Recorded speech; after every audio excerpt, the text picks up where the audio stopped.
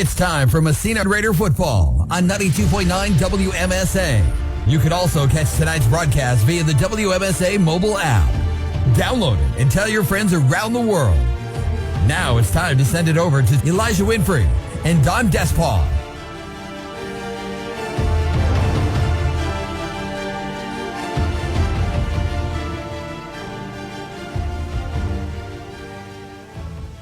We are here at Randy Riggs Field in Brazier Falls, New York, ready for the 55th edition of Town Showdown. My name is Elijah Winfrey. Joining me, as always, is Mr. Don Despaw.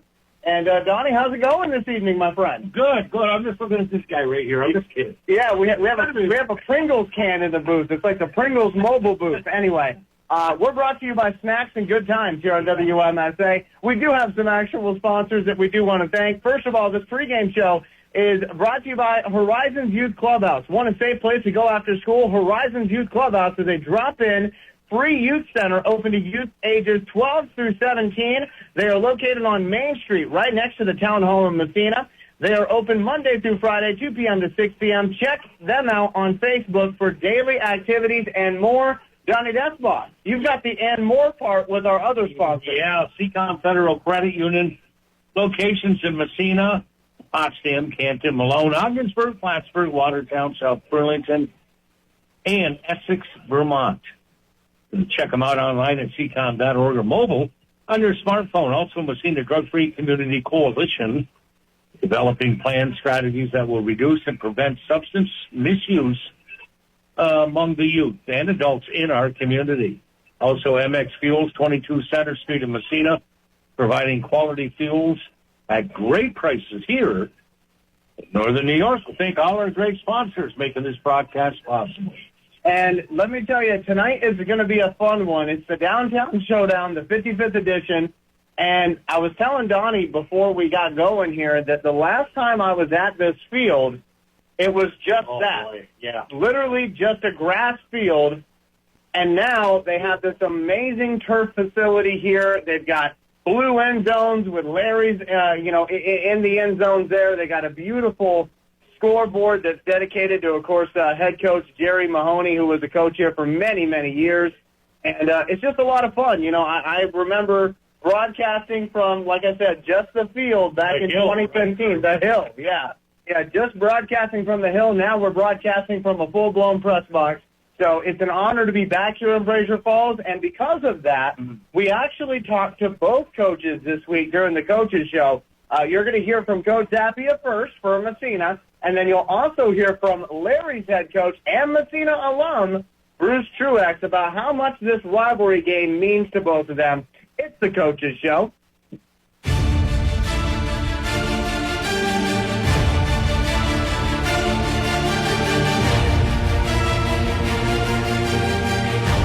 We're here for another edition of the Massena Raiders Coaches Show. I've got Taylor Zappia, varsity football coach for your Massena Raiders, standing next to me. I'm Elijah Winfrey, and Coach, how are you doing? Good. Feeling great. Thanks for coming down again. I am very excited to be down here, Coach. You know, you got 4 weeks in the tank already. You got a 4-0 record. I don't know how you can ask for much more than that, but I know you're going to, right? Yeah, sure. No, these guys are they're battling hard every practice, and they know, like we said last week and the week before, it's 0-0 with 1 to go. So we try not to think about that record too much, because really it's kind of what have you done for me lately type attitude, and these guys are definitely buying into that. So, Coach Zappia, obviously for your fan base, I feel like most of us, we get it. It's 0-0, 1 to go. But there are some of us out there who are already looking ahead to that Governor matchup, which should be like forever until then, right? Sure. No, we're not thinking about anything but the Larrys right now. So we take it, the coaching staff and the guys, we take it a week at a time, like this game's supposed to be, and we'll let everyone else deal with the rest of the schedule. But no, we play the Larrys on Friday night, so that's the only focus we have right now. Coach, you know, this is an interesting game. I have affectionately called it the Downtown Showdown since I moved up here and started doing games actually for them on YouTube. Yeah. It's interesting because this rivalry has so many connections in it. I'll just give you one example. Obviously, their head coach is a Massena alum. Yeah. Their cheerleading coach is a Massena alum. And their quarterback, Dawson Shatraw, played Massena youth football before becoming the quarterback over there at St. Lawrence Central. You guys are only separated by about 12 miles. Yeah. this is a special one, right? Yeah, definitely. I know there's a lot of connections between Massena and Brazier, and a lot of friends and a lot of rivalries are developed because we're so close, and we play each other in every sport, I believe.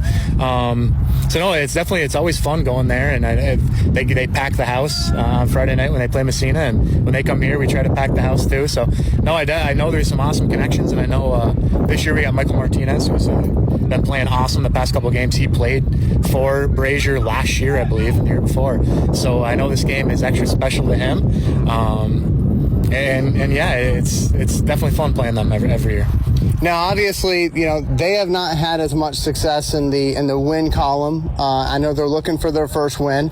Obviously, that would be at your expense, so you're going to do everything you can to make sure that doesn't happen. Yep. But what are you telling the boys as far as what you see from St. Lawrence Central? Because I feel like it's not an effort issue, right? Definitely not. No, it's definitely not an effort issue by any means. I've coached long enough now where I've had teams in all sorts of different situations, and I know they're going to be pumped up to play. There's no doubt in my mind. We're just going to have to match their energy. Come out quick. Try not to start slow, kind of like we did. Not to go into last week, but we started a little bit slow, and we can't be doing that on Friday night because I know they're going to be ready to go. They're going to be they're going to be hungry for Massena, and we gotta, as a coaching staff, get these guys hungry to go on Friday, and I know they will be. So. And I have heard through the grapevine that this might be the last downtown showdown, which kind of stinks. It actually does stink, if you're asking me personally. But this is the 55th time you guys are doing battle up there in Brazier Falls. I've never been up there. Have you seen a game up there? Yeah. We played I guess every other year, but we've played on their turf before. Yeah, so it's new turf. Maybe 3 years ago. I think so. Yeah. I know we have definitely played a game there on their turf, but no, the atmosphere is great. They get a great showing. That community, shows up, especially when they play Massena. So I know we're going to have a lot of red in the stands too. So it's going to be exciting, definitely. Now, Coach, one thing that I was talking about on the radio is that your team just seems to have this ability that while you might create some self-adversity, at some point you say, we're done playing with you, and you just put teams away. Sure. How do you get that in your team? Yeah, these guys, I've been stressing it kind of all week. It's a team sport, obviously, but I've been stressing individual accountability. And that's kind of what these guys kind of prove to themselves. We started slow against Malone. There's no question about it. And these guys individually said, not today kind of deal. It's not going to happen. I'm going to be the guy that makes that play. I'm going to be the guy that does my job. I'm not going to pout because things aren't going my way. And like I said, I've coached for long enough now, and I've been a part of football teams where there's a certain DNA on football teams. On some football teams where if things aren't going right, it kind of the switch goes off. Yeah. And I know this team doesn't have that. We haven't faced too much adversity. But that could be because they have such great effort and attitude towards the game. But when adversity hits, I know these guys aren't going to switch it off. So, that's something that you can't really coach either as a team. That's kind of coming from the leaders and coming from within the group. So. And, I've heard through the grapevine that, great teams are teams where the coaches are not the main motivators, that the kids actually are, kind of taking that message as their own. How rewarding is that for you and your staff to see the kids take that personal accountability, especially at high school level football? Yeah, it's awesome to see, right? So, I know the first couple of practices, obviously you have to get them in the flow of things and kind of establish who the leaders are. But this year was super special, and the fact that after a couple of practices, like we were hands off with warm-ups, hands off with individual drills. These guys were already leading from the front, I guess you'd say. So yeah, it's awesome as a coaching staff to not be the one that has to bring the energy to practice every day. Mm-hmm. It's nice not only to have all these assistant coaches, but to have your Garrett Weirs, your Carter Kings, your Lindsteads, Eastwoods. I could continue, Coatsy. These guys bringing the energy and having fun playing the game, because that's what we're here for at the end of the day. Now, Coach, before we get going here, I do want to ask you, last week we asked you to spotlight a player that maybe is not getting a ton of stats, and then that kid ended up getting a bunch of stats because Jake Lindstead's got 3 sacks now, which is nice to see. So as far as the rest of the kids are concerned, is there anybody else that you think we might want to speak into a bunch of stats this weekend? Yeah, I like. I was thinking Owen Cyrus. He's our center. junior, so he stepped up, playing big boy ball this year, jumping in there at center. As a lot of people know, we don't go under center too much, so we're kind of relying on him to not only make his blocks and know what he's doing, but to get that snap back to Eastwood, because we can't do much without him. But he's a very smart football mind. He's a great kid. He gets fired up, and he's a pleasure to have on the team, and I'm super excited that we get to have him another year after this. So. JV modified. Obviously, you've been coaching now for 11 years. This is your second year as a head coach of the varsity team. What are you doing to help invigorate that modified and JV squad? Like, how much contact do you actually have with those kids to say, hey, get ready, because you need to help carry this torch into the future, right? Yeah, a lot of off-season stuff. Like, they're obviously invited to all of our weight room and turf stuff in the summer. I try to get as many guys as I can there and as many coaches as we can there. During the season, kind of we have our own kind of deals going on, but definitely in the off season, I remember, I'm old enough now where kids have graduated. I'm trying to think of a modified kid that I saw kind of develop in the weight room, but now that I'm thinking of him, he graduated. That's how long I've been coaching. But no, I see these modified kids come in the weight room as these small kind of not mature players yet. Right. And as they develop, and it's like, keep going, keep pushing. And sure enough, you see them get stronger, get faster, get smarter towards the game. And, they turn into like awesome. It's always the kids that you see. You're like, who's that guy? He's a 7th grader. And all of a sudden, remember him as a 7th grader? He's now a senior captain or whatever it may be. But so I would say definitely more in the off season that I'm physically kind of with the younger groups. But I know, I see the JV guys all the time. We're in the same locker room pretty much, but see the JV coaches and the JV kids, and we're working very similar schemes, so it's always nice to kind of jump down there as much as I possibly can and talk to those kids and let them know we're watching. All right. Well, Coach, last question for you.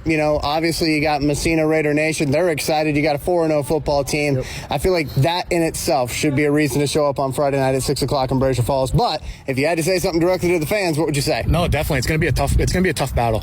It's going to be tough. The Raiders here are prepared for a very tough battle every time we play St. Lawrence. It's very tough. So yeah, it's going to be fun. It's going to be a fun game to watch, and going to see some hopefully some good things from the Raiders.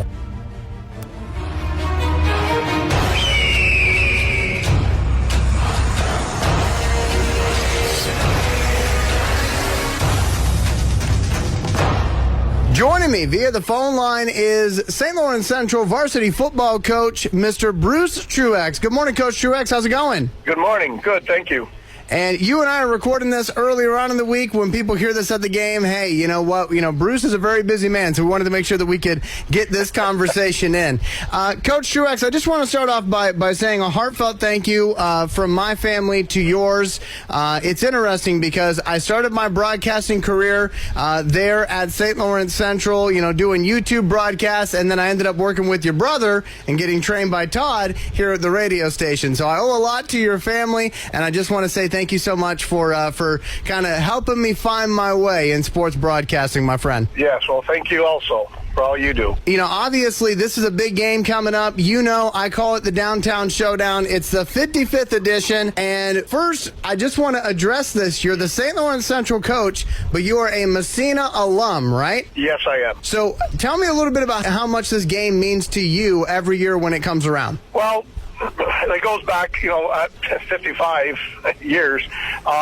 It goes back quite a ways. When I played in Massena against St. Lawrence, it was always a big deal because we're so close. The schools are so close, especially now with social media. The kids know each other very, very well, so that makes a big difference when they're playing against each other. One thing I've always learned when I was playing, especially, that even though St. Lawrence was a small school, they could play football and they could hit, and it just seems like they're just a tough bunch of kids. I know the last few years has been rough for us, but we're very young. The numbers haven't been where I'd like them to be, but every week we're excited. Every week we hope.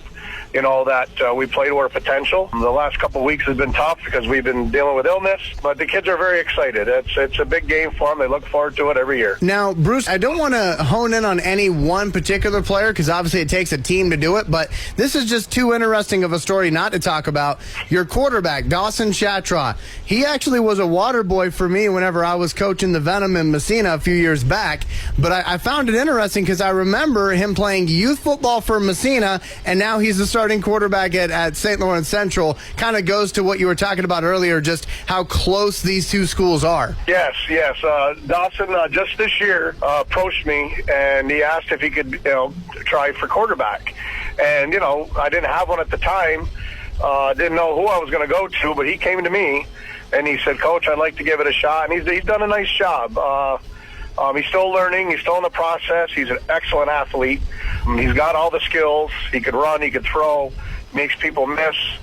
So every game when he has the ball in his hand, I keep hoping there's going to be a time when he's just going to break it and show what he's really capable of. Now, as far as your team is concerned, Bruce, I remember you guys running the wing tee. Do you still run the wing tee, or is it different now? A little bit of both. Double wing tee. Like I said before, we're not fancy.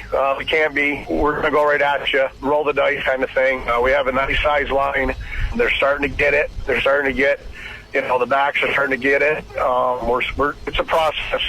I'm very excited for them, though. The offense has been doing fairly well, even though the scores haven't been the way I'd like them to be. But for the most part, the offense is moving. Right now, we got to work on that defense. Defense is what wins ball games. Now, Bruce, before we let you go, just in general, your team, I mean, you kind of talked about it just now, but are there some other players that we should really be, paying attention to in this game, you think? Devin Spinner, one of my wings, Evan LeBrake, my other wing.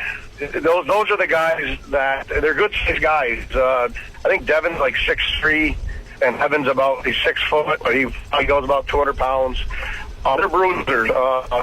They like to put their shoulders down, and if there's a gap at all, they can usually bust through and give me 3 or 4. All right, and my last question for you, Coach, obviously to Larry's Nation, you got anything to say to them about this downtown showdown and how much you need them there and being cheering loud? Yes, I would love to see people to come out, support the children, support the team. For the most part, the people that come to the games, they support these kids, good, bad, or otherwise, and that's what I really appreciate. They never give up on them. They're supportive. I hear them.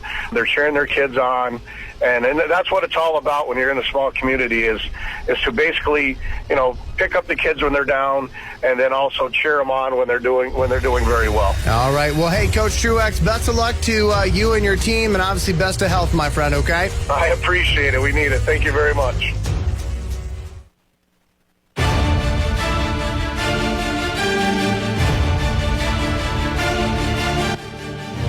It's time to meet this year's Massena Raiders varsity football team, the coaches. Taylor Zappia, head coach. Chip Morrill, defensive coordinator. Michael Gardner, assistant defensive coordinator. Jason Zembeck, running backs, outside linebackers. Casey Simons, lineman. Nick Morrill, receivers, corners. The players. Parker O'Neill, wide receiver and corner. Dominic Austin, receiver, outside linebacker. Donovan Turner, outside linebacker, wide receiver. Connor Eastwood, quarterback. Nolan Jensen, center. Dominic Murtaugh, wide receiver, corner. Penny LeBrake, cornerback/receiver.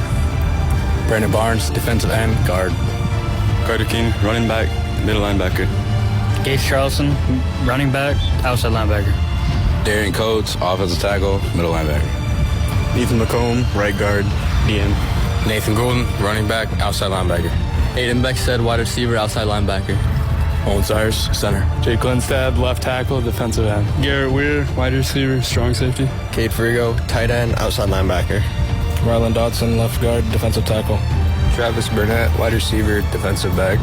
Frank Lathing, wide receiver, defensive back. Corey Jarrett, outside linebacker, receiver. Thomas Benham, receiver, defensive back. Cole Bogart, offensive line, defensive tackle. Keegan DeRushy, right tackle and defensive end. Nolan Hurlbut, offensive line, defensive line. Dominic Sherman, running back, defensive back. Gordon McEwen, wide receiver, defensive back. Jace Cargo, wide receiver, defensive back. Martinez, running back, linebacker. Lennox Pierce, right guard, nose for defense. Massena, I've got one question for you. Are you ready for some football?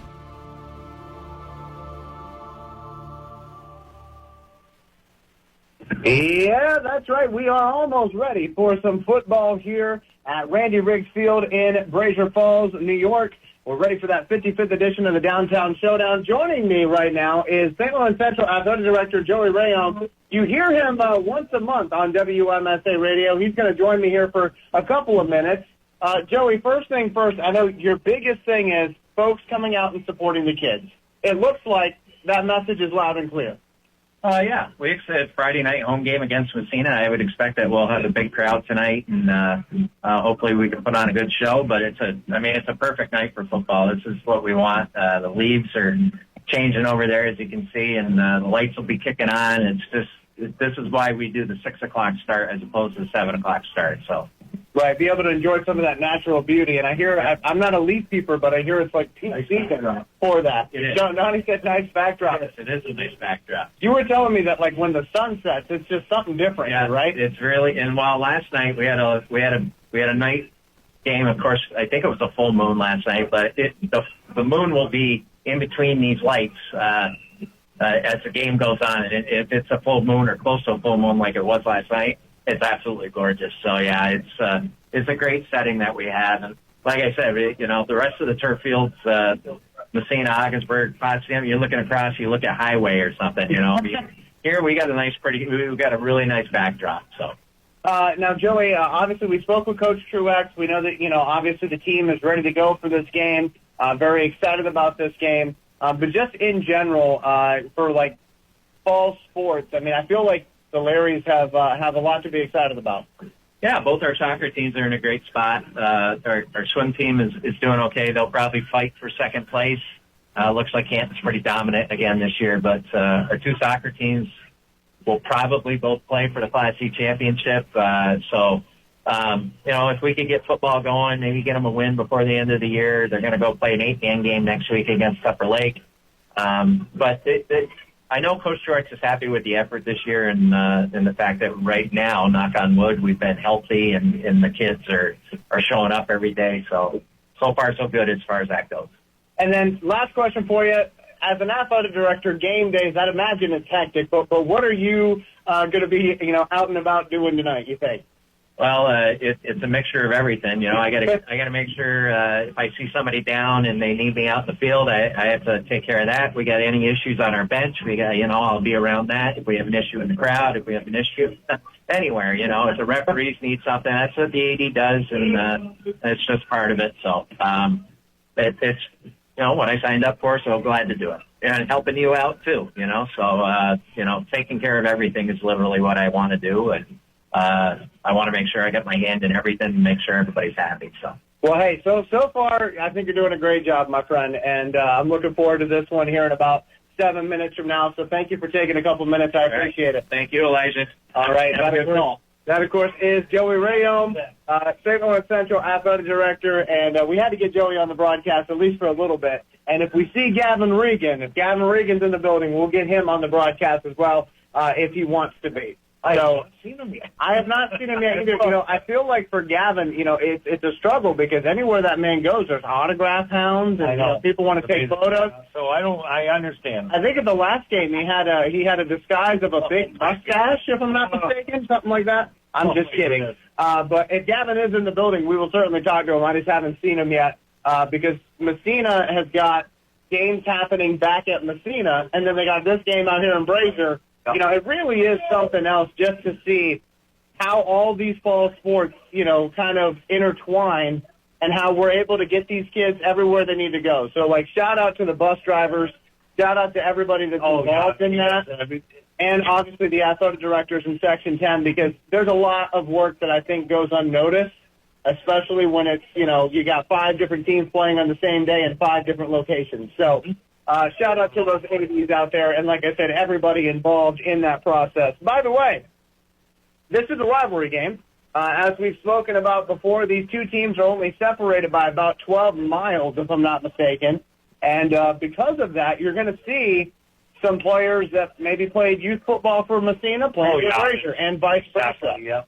So this is a really interesting game, I think, and I feel like here in about 5 minutes when we really get going, I'm hoping for a good one. I know last season the downtown showdown, was maybe not what the Larrys were hoping for. That one, yeah. But I will say, for the most part in this series, between these teams, they've had some really, really good games. I remember in 2016, because in 2015, the Larrys beat Massena for the first time in like 20 years. Mm-hmm. But then in 2016, they came back to Massena. Kurt Wood, Chris Mattel on that call. Yep. You were, board hopping that game, if I'm not mistaken, Donnie. I was. And that one went down to the final seconds, 26-23. Mm-hmm. Yep. And I was telling folks on the morning brief this morning that, it's interesting because Coach Truex, he is a Massena alum, and right now he's 4-3 against his alma mater. So with this maybe being the last time these two teams play 11-man football, we don't know that for sure, but that's what we're kind of hearing. If this is, in fact, the last time, I feel like Coach Truex is going to come in and say, listen, fellas, I really, really want this. Exactly. Yeah. So the two teams are meeting here in midfield. I should say the captain. Who's here? I'm telling you. Oh, Gavin Regan. He's in the building. Ladies and gentlemen, he's making his way up here. Gavin Regan. You say it, and then it comes true. Here comes Gavin Regan. I feel like we should stand up and clap. Is that my... Boy, are you brave tonight? What? I'm brave. I'm happy. Brave. And you know what? I'm so happy to be here, too. Like I said, last time we were here, it was literally just a field. It was not this whole facility. But Gavin Regan is here. He does not have a disguise on. So he was able to get past the autograph hounds to be able to enjoy this game. Gavin, my friend, I know I'm like a waitress. I caught him mid-drink. But, Gavin, how's it going? Good, thank you. Good. I'm looking forward to a good game tonight. It's kind of good. Are you going to be joining us as our third broadcaster? No, I will not. No, I will not. Leave it up to you. Well, Gavin, great to see you, man. And Gavin's here to enjoy this contest. It is funny, though, because we were just talking about him, and all of a sudden he appears. So he can't stay in one place too long. That's right. Again, like we said before, these athletic directors, they got their work cut out for them. We are going to be playing you a recorded version of the national anthem as soon as we are ready to do that. And I'm looking here to see who receives, and I believe St. Lawrence Central is going to receive the kickoff. We're talking before the... So that is interesting to see. So again, St. Lawrence Central will be receiving the kickoff, and we will be going to our recorded version of the national anthem here briefly. And we are just getting the lowdown here from the PA announcer here at St. Lawrence Central. Obviously, want to echo what he says. Let's show good sportsmanship, in the crowd.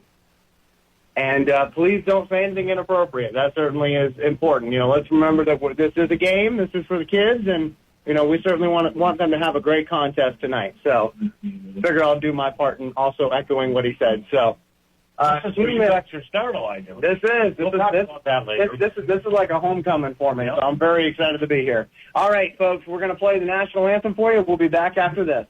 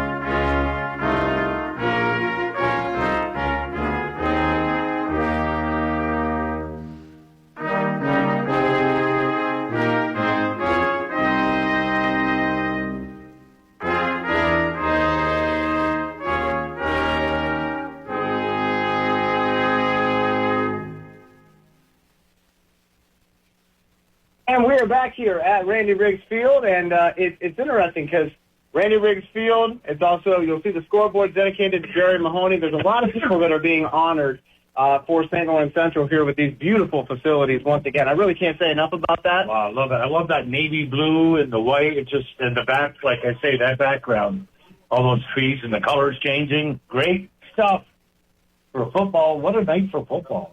I certainly agree, my friend. And we're going to see St. Lawrence Central with an opportunity to go on offense first. Now, folks, when you see St. Lawrence Central's offense, if you are not a fan of them, if you're rooting for Massena tonight, you will notice, okay, that their offense is somewhat similar to Potsdam, where they're going to try to play keep away.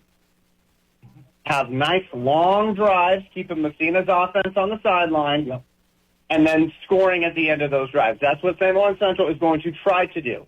And I will say, Massena did struggle against the bootleg pass, so I'm waiting to see if maybe we might see that. But right now, we have got the ball on the tee, and we are almost ready for that 50th edition of the Downtown Showdown to start. We will be starting here momentarily, and Dominic Murtaugh is going to kick this thing off, and here we go, folks. It's the Downtown Showdown, 55th edition. That ball is going to go all the way back to the 5-yard line, picked up by LaSalle. LaSalle going to come to the near side of the field, and he's going to get hit hard. Ball comes loose, and I think Massena got it. Is that a touchdown? That's a touchdown.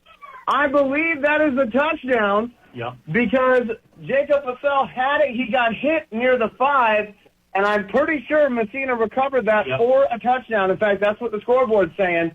Donnie, did you happen to catch who did it? I didn't. It's Ray at the end over to the far right right there. I didn't. So, for Massena, it can't start much better than that. They're up 6-0 on the North Country Savings Bank scoreboard. It was so quick, I didn't even have time to get to my sponsors. Okay, let's do that here. North Country Savings Bank. 22 Phillips Street in Massena. North Country Savings Bank. You make it North Country, we make it a bank. And because of that, it is 6-0 on the North Country Savings Bank scoreboard. Eastwood is in the shotgun formation. He's going to hand it off to Carter King. Carter King going to try to get up inside. He will not, though, as he gets taken down. And that means that two-point conversion is no good. But for Massena, 11:55 into the first quarter of play here in this Downtown Showdown. They are up 6-0 after the mishandled kick return that turned into a fumble recovered for a touchdown by Massena. So, again, 6-0 is the score. And I'm looking here, and it looks like they're going to try to do the two-point conversion again. Maybe there was a flag we didn't see. So let's see what we got here. Connor Eastwood going to hand it off to Carter King. Carter King going to try to get up the middle. If he made it. I don't think he made it. No. And it does not appear so. No. Wow. And I'm looking here, and I'm a little confused, to be honest with you, because it's 11:28 there, so maybe this is 0, Elijah. So it's 0-0. I thought it was a touchdown, but they took it off the board. So it is not a touchdown for Massena. Right. This is actually 3rd and goal for Massena. So my bad on that. I thought it was a touchdown, but it is not a touchdown. So 0-0 on the North Country Savings Bank scoreboard after all of that. 3rd down here from, I want to say, the 3. They're going to try to hand it off up the middle. Now that's a touchdown. That is Carter King there with the rushing touchdown. That's actually a touchdown. So we can, we'll just flip this paper over here, Donnie. So 11:01 left to go here in this first quarter of play. After what I thought was a touchdown was not one. This one is. It's Carter King with a rushing touchdown for Massena. And I have to remember the high school rules and, NFL rules are a little bit different on kickoffs, but that was certainly a little confusing for me. But we do have the special teams out there for this extra point attempt. I believe it'll be Mason DeShane kicking this extra point for us. Eastwood will be the holder. And we're just waiting on that snap. Here it is. Hold is down. Kick is up. It is. Let's see what the referees say. No good. No good. From my angle, okay. So Massena is up 6-0 right now in this Downtown Showdown, and they actually had to run some offensive plays to do that. Again, it's so weird because I remember a few weeks ago, Carter King, if you remember, he had that onside kick recovery where he ran down the field. I thought it was a touchdown because in the NFL, But this one here, it wasn't an onside kick attempt. It was a muffed kick return. I know. The ball went into the end zone. Our guy recovered it, so I thought it was a touchdown. Version, I said, there's something wrong. Yeah, something's wrong with that. Yeah, so our bad on that. We're gonna have we're gonna ask for a mulligan, I guess is what they say in golf, right? And I don't know, a redo. There you go. But Massena's gonna kick off again here after the touchdown, the Carter King rushing touchdown. It's 11:01 left to go here in this first quarter of play in the North Country Savings Bank scoreboard. 6-0 for Massena with the lead over St. Lawrence Central. Here comes the kick. It's a nice-looking kick. And let's see who's got it here for St. Lawrence Central. They're going to try to make some people miss, and they're going to get taken down here at about, I want to say, the 24-yard line. And I believe that was actually Dawson Shatra on the kick return there, if I'm not mistaken. Quarterback turned kick returner. And so we'll see what this Bruce Truax offense does here for St. Lawrence Central. Down 6-0 in the first quarter with 10:52 left to go. That's the one thing I can say about this rivalry. There's always something crazy that happens at the beginning of it. I remember last year, Deshaun Walton had a big kick return touchdown for the first play. So, all right, here we go. Massena running some guys on late here. Shatra going to take his place under center. He is going to toss it out to LeBrake. LeBrake going to get a few good yards there before getting hit by Carter King. And, of course, for the Larrys, that would be number 88, Evan LeBrake. He's a big fella, and he can run the ball pretty good, too. Going to be second down here, and I want to say about 5 to go. Ball's going to be on the near hash at, we'll say, the 28-yard line. So a gain of about 4 yards on that last carry for LeBrake and the Larrys. Shatra going to go under center once again. And now they're going to put another man in motion here. And they actually faked me out with the handoff on that one. And let's see, who got the ball on that? That was number 44, LaSalle, for St. Lawrence Central. That's what Donnie and I were talking about before the game. They're so compact with their offense, it's hard to see who has the ball, which obviously is an advantage for them. All right, let's see what we can do here. It's going to be a first down for the Larrys after that. So now they got the ball on the near hash at the 33-yard line. Shatra going to drop under center. They're going to put LeBrake in motion. They're going to hand it off to number 18, and that would be Devin Spinner for St. Lawrence Central. A good run there by Devin Spinner. Again, they're kind of getting Massena a little confused, I would say, early on in this contest because they're motioning somebody, but then handing it off inside. And that's getting them about 4 or 5 yards a clip, if you would. 9:15 and rolling left to go here in this first quarter of play. Ball is now at the St. Lawrence Central 40-yard line. Ball's near the near hash. Massena's got everybody up. Their safety's not even that far back either for Massena.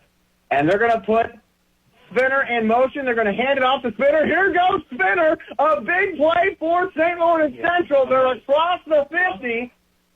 A huge run there by Devin Spinner for St. Lawrence Central. Now, is he saying he's 6'3", or he's got to be over 6 foot. Man, he's a big guy. They got some big running backs, and that was something that Joey Rayom actually talked about on my show last week. St. Lawrence Central Athletic Director Joey Rayom, he was saying that, for other teams, the running backs on St. Lawrence Central might actually be tight ends. Mm-hmm. But because of the offense St. Lawrence Central runs, they're running backs. So that's why you have a 6'3" running back there. But all right, here we go. Ball's now inside Massena territory.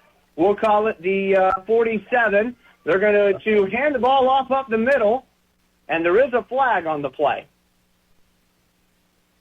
Actually, that's not a flag. That's not a flag. It was somebody throwing the ball up in the air. My bad. Somebody on the Massena Raiders line was throwing the ball up in the air on the sideline, getting some practice with it. I thought it was a flag that was getting thrown.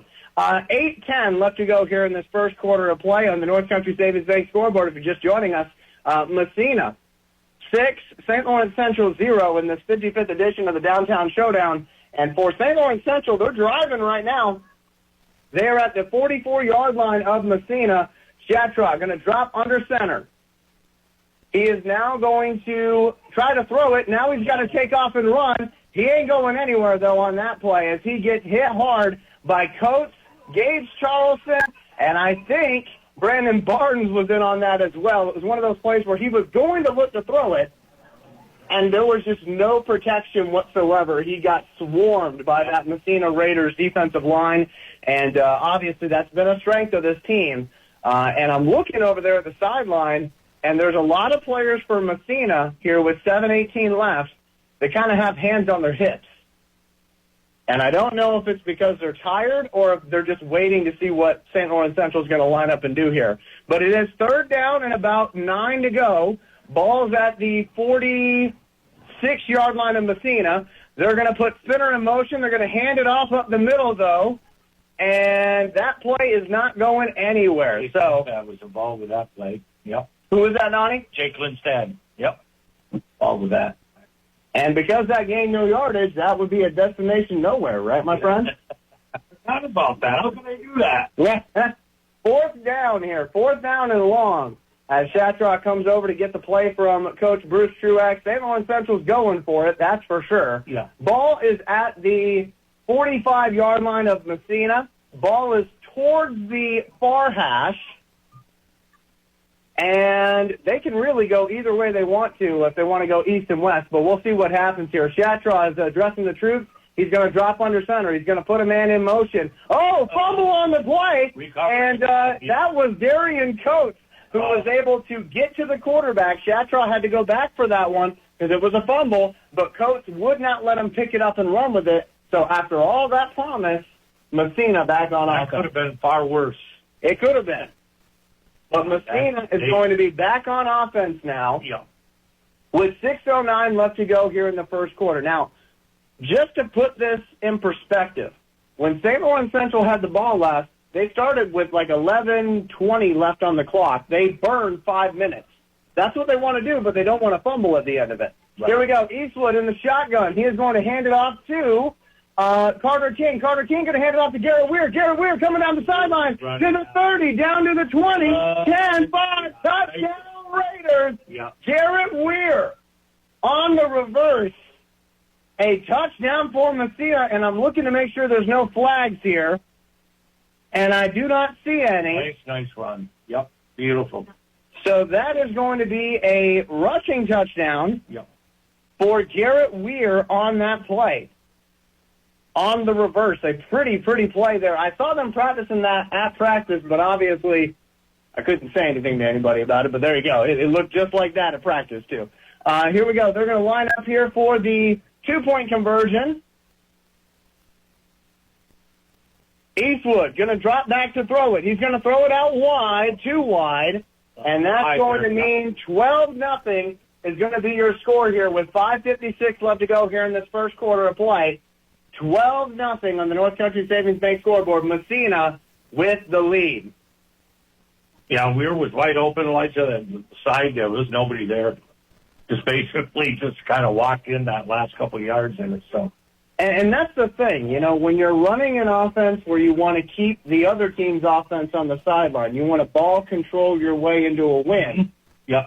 The only way that works is if you take the time off the clock and score, and then your defense has to also stop them. That's right. Oh, absolutely. Because if Massena can score in 10 seconds, it's going to be a long night. Yes, exactly. And I'm not trying to be disrespectful. No, I'm just saying that's how it is, you know. Yeah. So here we go. Murtaugh. He is going to be kicking off for the 3rd time already. Here we go. Here's the kick. It's going to go back, and Larry's player, LaSalle, he has to pick it up from his own 5-yard line. He's going to try to run it back here, and he is going to get hit hard on that play by a bunch of Raiders, and that means the Larrys will start this next offensive possession at the 15-yard line. Aggressive defense by the Raiders so far. What? Yeah. Now, I will be curious to see on this drive how Massena adjusts to the running up the middle. Because last drive, they kind of figured it out towards the end of the drive, but at the beginning, they were giving up 5 yards a clip. So we'll see what type of adjustments they were able to make over there.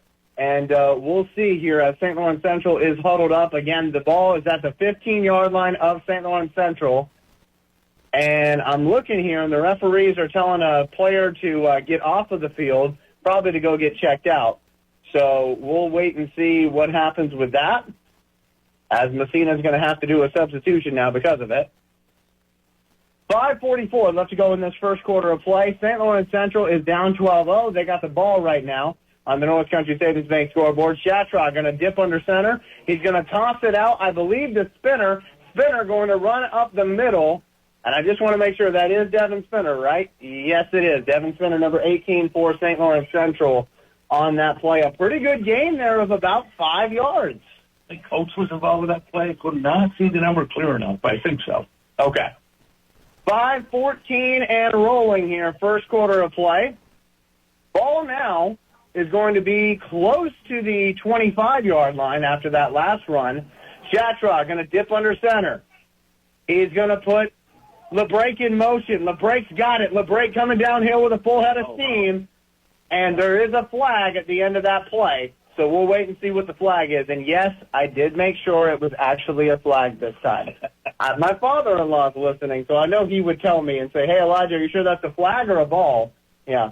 But anyway, 4:39 and rolling left to go here in this first quarter of play. We're waiting to see what the flag is. It's going to be against St. Lawrence Central. Holding, and I'm looking to see holding against both teams, actually, is what the referees are saying. So that's going to mean we're going to get a redo on that last play, I do believe. Holding against St. Lawrence Central. And they're actually just marching it off against St. Lawrence Central. So it is not against Massena. The referee pointed both ways, so I thought it was against both, but it's not. So it is going to be St. Lawrence Central with a second and very, very long now. They have backed themselves up to inside their own 15. Ball on the near hash. Shatraw going to dip under center. He's going to put a man in motion. That man is Spinner. Spinner going to come to the near side of the field and get taken out of bounds. Maybe 2 yards on that play. Yeah, maybe. Speed. Yeah. That's a big thing. This Massena Raiders defense has got that speed. Yeah.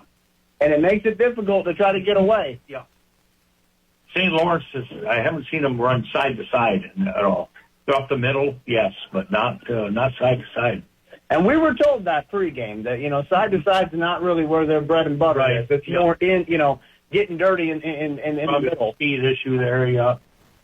Well, for Massena's defense, obviously they want to make sure to stop the up the middle plays too. They want nobody getting any yards. Here we go. This is going to be third and about 10 from the 15-yard line of St. Lawrence Central. Here goes Shatraw. It's an option play, and he got escorted out of bounds pretty hard there, and there's a flag. It's going to be against Massena. You think? I think so, because he hit him as he was going out of bounds. So that might be an automatic first down for St. Lawrence Central. We had him off the field, but when we hit him as they went out of bounds, you can't do that. I will say, it was difficult, though, just to put this in perspective for folks at home. It was difficult for Massena not to hit the guy late because it was an option play on the sideline. So it wasn't like it was intentional. It was just you're not looking at the ground. You're looking at the player you're trying to tackle. Just to put that out there. But it's going to be a big penalty. And so for this next play, it's going to be first down and 10 for the Larrys from their 35-yard line now. They were at the 15, so you do the math at home. 3:18 left to go in this first quarter of play. Massena with the 12-0 lead on the North Country Savings Bank scoreboard. First and 10, though, for St. Lawrence Central, and they are lining up here on this near hash. And I'm waiting to see if they try another passing play. We'll see. Shatraw going to put a man in motion. It is LeBrake. LeBrake coming to the outside of the field, and he's going to get escorted out of bounds by Topani LeBrake. So have a little LeBrake on LeBrake violence there. I don't think they're related, but because I think their last names are spelt differently, but pronounced the same way. But there is some connections out here between this Massena and St. Lawrence Central squad, as we talked about earlier. These schools only separated by about 12 miles. So, tonight, for a lot of the parents out there, they're not just seeing these almost grown men. Oh, yeah. What they're picturing out there is Massena youth football against Timberwolves youth football. and seeing their kids grow up before their eyes. Yeah, they go way, way back. 2nd down and 9, we'll call it. Shatraw going to hand it off here, and that's going to be a good tackle there by number 4 for Massena. Thomas Benham. Thomas Benham saying, hey, that's enough of that. Destination nowhere on that play for Thomas Benham, by the way. And that's going to back him up, and that's going to make this 3rd and a long way to go. The first downs marker is at the 35. The next one is at the 45. So it's going to be a 3rd and 10 here. And again, this is not where Coach Truex wants to be calling plays from. But we'll see what they do here. 3rd and 10. Shatraw going to drop under center. He's going to put Spitter in motion. Shatraw going to run to the outside. He's got a little bit of wiggle room if he can just get free, but he cannot, as he is tackled there by Carter King. I thought that might have been something there for a moment. Gaining some yards there, yeah. But I tell you what, if Carter King doesn't, Dawson's, he might be still running. Yeah, I think so. But now we got 4th down and 8, I'll say, after a 2-yard gain there. 4th down and 8. 1:16 left to go in this first quarter of play on the North Country Savings Bank scoreboard. It is Massena with the 12-0 lead, and St. Lawrence Central is looking to punt this thing. So we'll see what their punter can do. He's got the ball. He's going to kick it. It's a nice-looking kick, a high-looking kick. It's going to bounce at the, we'll call it 45 of Massena, and it's going to get down there at the 38 of Massena. So 57.8 seconds left to go here in this first quarter of play. 12-0 is the score. And I know for a lot of folks they would be saying, oh, my goodness, 12-0, that's not good. But let's remember what happened last season. Mm-hmm. Last season it was like 28-0 in the first quarter. Yeah. So for St. Lawrence Central, they've done some good things early on in this game. For Massena, they've been able to score quickly. So we'll see what they do here as Massena's offense comes back out with all that firepower Donnie and I have been talking about for the last 4 weeks. Let's see what they do.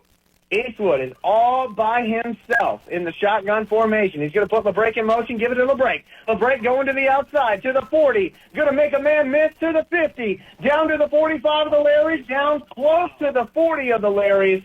And that was just one of those jet sweep passes. 20 yards in that play. Over 20 yards, as Don Despot just told you, from Topani LeBrake. They're on that jet sweep. Yeah. Yeah, they do that quite a bit, Elijah, during the game. The Raiders. Yeah. And again, it's got to be frustrating for St. Lawrence Central because it doesn't matter how much time you take off the clock on offense if you can't stop anybody on defense, right. Which Bruce Truex, coach for St. Lawrence Central, did tell us that's a point of emphasis for them as they move forward in the season. All right, it's going to be a 1st down and 10 here for Massena. They got Garrett Weir going in motion. They're going to hand it up the middle to Carter King. Carter King is going to back his way into the 35-yard line of St. Lawrence Central. And I don't know that there will be another play here to end this first quarter. And so with that, at the end of one of the 55th Downtown Showdown, it is Massena with the 12-0 lead over St. Lawrence Central. The next play for Massena will be coming from the St. Lawrence Central 35-yard line on the far hash. 1 quarter in the books, Sonny. What do I think? Well, Massena's doing what Massena does. Every game, lots of speed. Passing, running. Again, it's so many weapons and so many plays, and they have the speed to make these plays, and that's what that first quarter was about. But St. Lawrence had some good runs too, though. They did. And I just want to point out to folks, in that last 12 minutes, Massena, obviously they were able to score 2 times. Mm-hmm. But as far as offensive possessions were concerned, they only got 2 shots at it. I know, yeah. And again, for the St. Lawrence Central team, they've got a lot of youth on this roster, a lot of sophomores, a lot of juniors. Right. And I feel like as they continue to play varsity football, they will get better and they'll be able to finish some of those, long drives. Because, again, it doesn't seem like running the ball is the issue. It's just when they get in 3rd and 10, it's a little bit difficult because that's not what they do. Right, true. And for Massena, 3rd and 10, they thrive in that because Massena's got a passing game. In fact, one of the best passing games in all of New York State. Oh, yeah, Coach Truex said in your interview, Elijah, too, If they're going to just keep it basic, keep forging ahead, and just go for it. Right. Right. And I think that's what they've done. That obviously in the first quarter, yeah. So, at the start of this second quarter, we are now at the Blevins Seaway Motors scoreboard, your Jeep Dodge Ram dealer, 98 Center Street in Massena. I want to thank them for their support of Massena Raider football and WMSA. And Eastwood, he was in the pistol. He's going to drop back, look deep to throw it. He's got a man down there. Touchdown, Raiders! Japani LeBrake. And that was about a 45-yard touchdown, or we'll say 35. I got too excited. 35-yard touchdown from Eastwood to LeBrake. Oh, timing, right? It don't take long with the Massena Raiders, that's for sure. 11:53 here in this second quarter of play, and you just saw what so many people are excited about. That was so nice to see, Elijah. That was what a play. What a pass. What a catch. Yep, timing. Eastwood to LeBrake. Yep. More on that in a second, okay? More on that in a second, but right now we're lined up for a 2-point conversion. Eastwood in the shotgun. Beside him is Carter King. Eastwood going to roll to the far side of the field. He's going to look to throw it back deep in the back of the end zone. I think he got it. He did. And I'm just looking to see who that is that caught the ball there.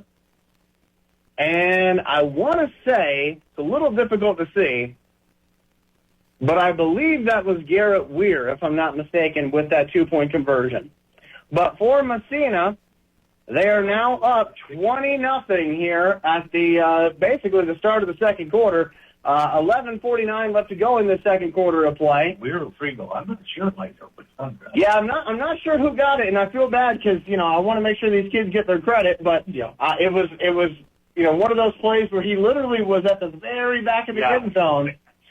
And, did a great job keeping a foot in bounds to make that count. So, but to go back to Eastwood to LeBrake, we're starting to get into the territory with Connor Eastwood in this passing offense where you got to start looking at the record book a little bit and going, are we seeing somebody? You will have that Monday. I'm going to try my best, but, you'll have something out of Monday morning. You might want to look at that and say, could we potentially see a record for passing yards at Massena at this point?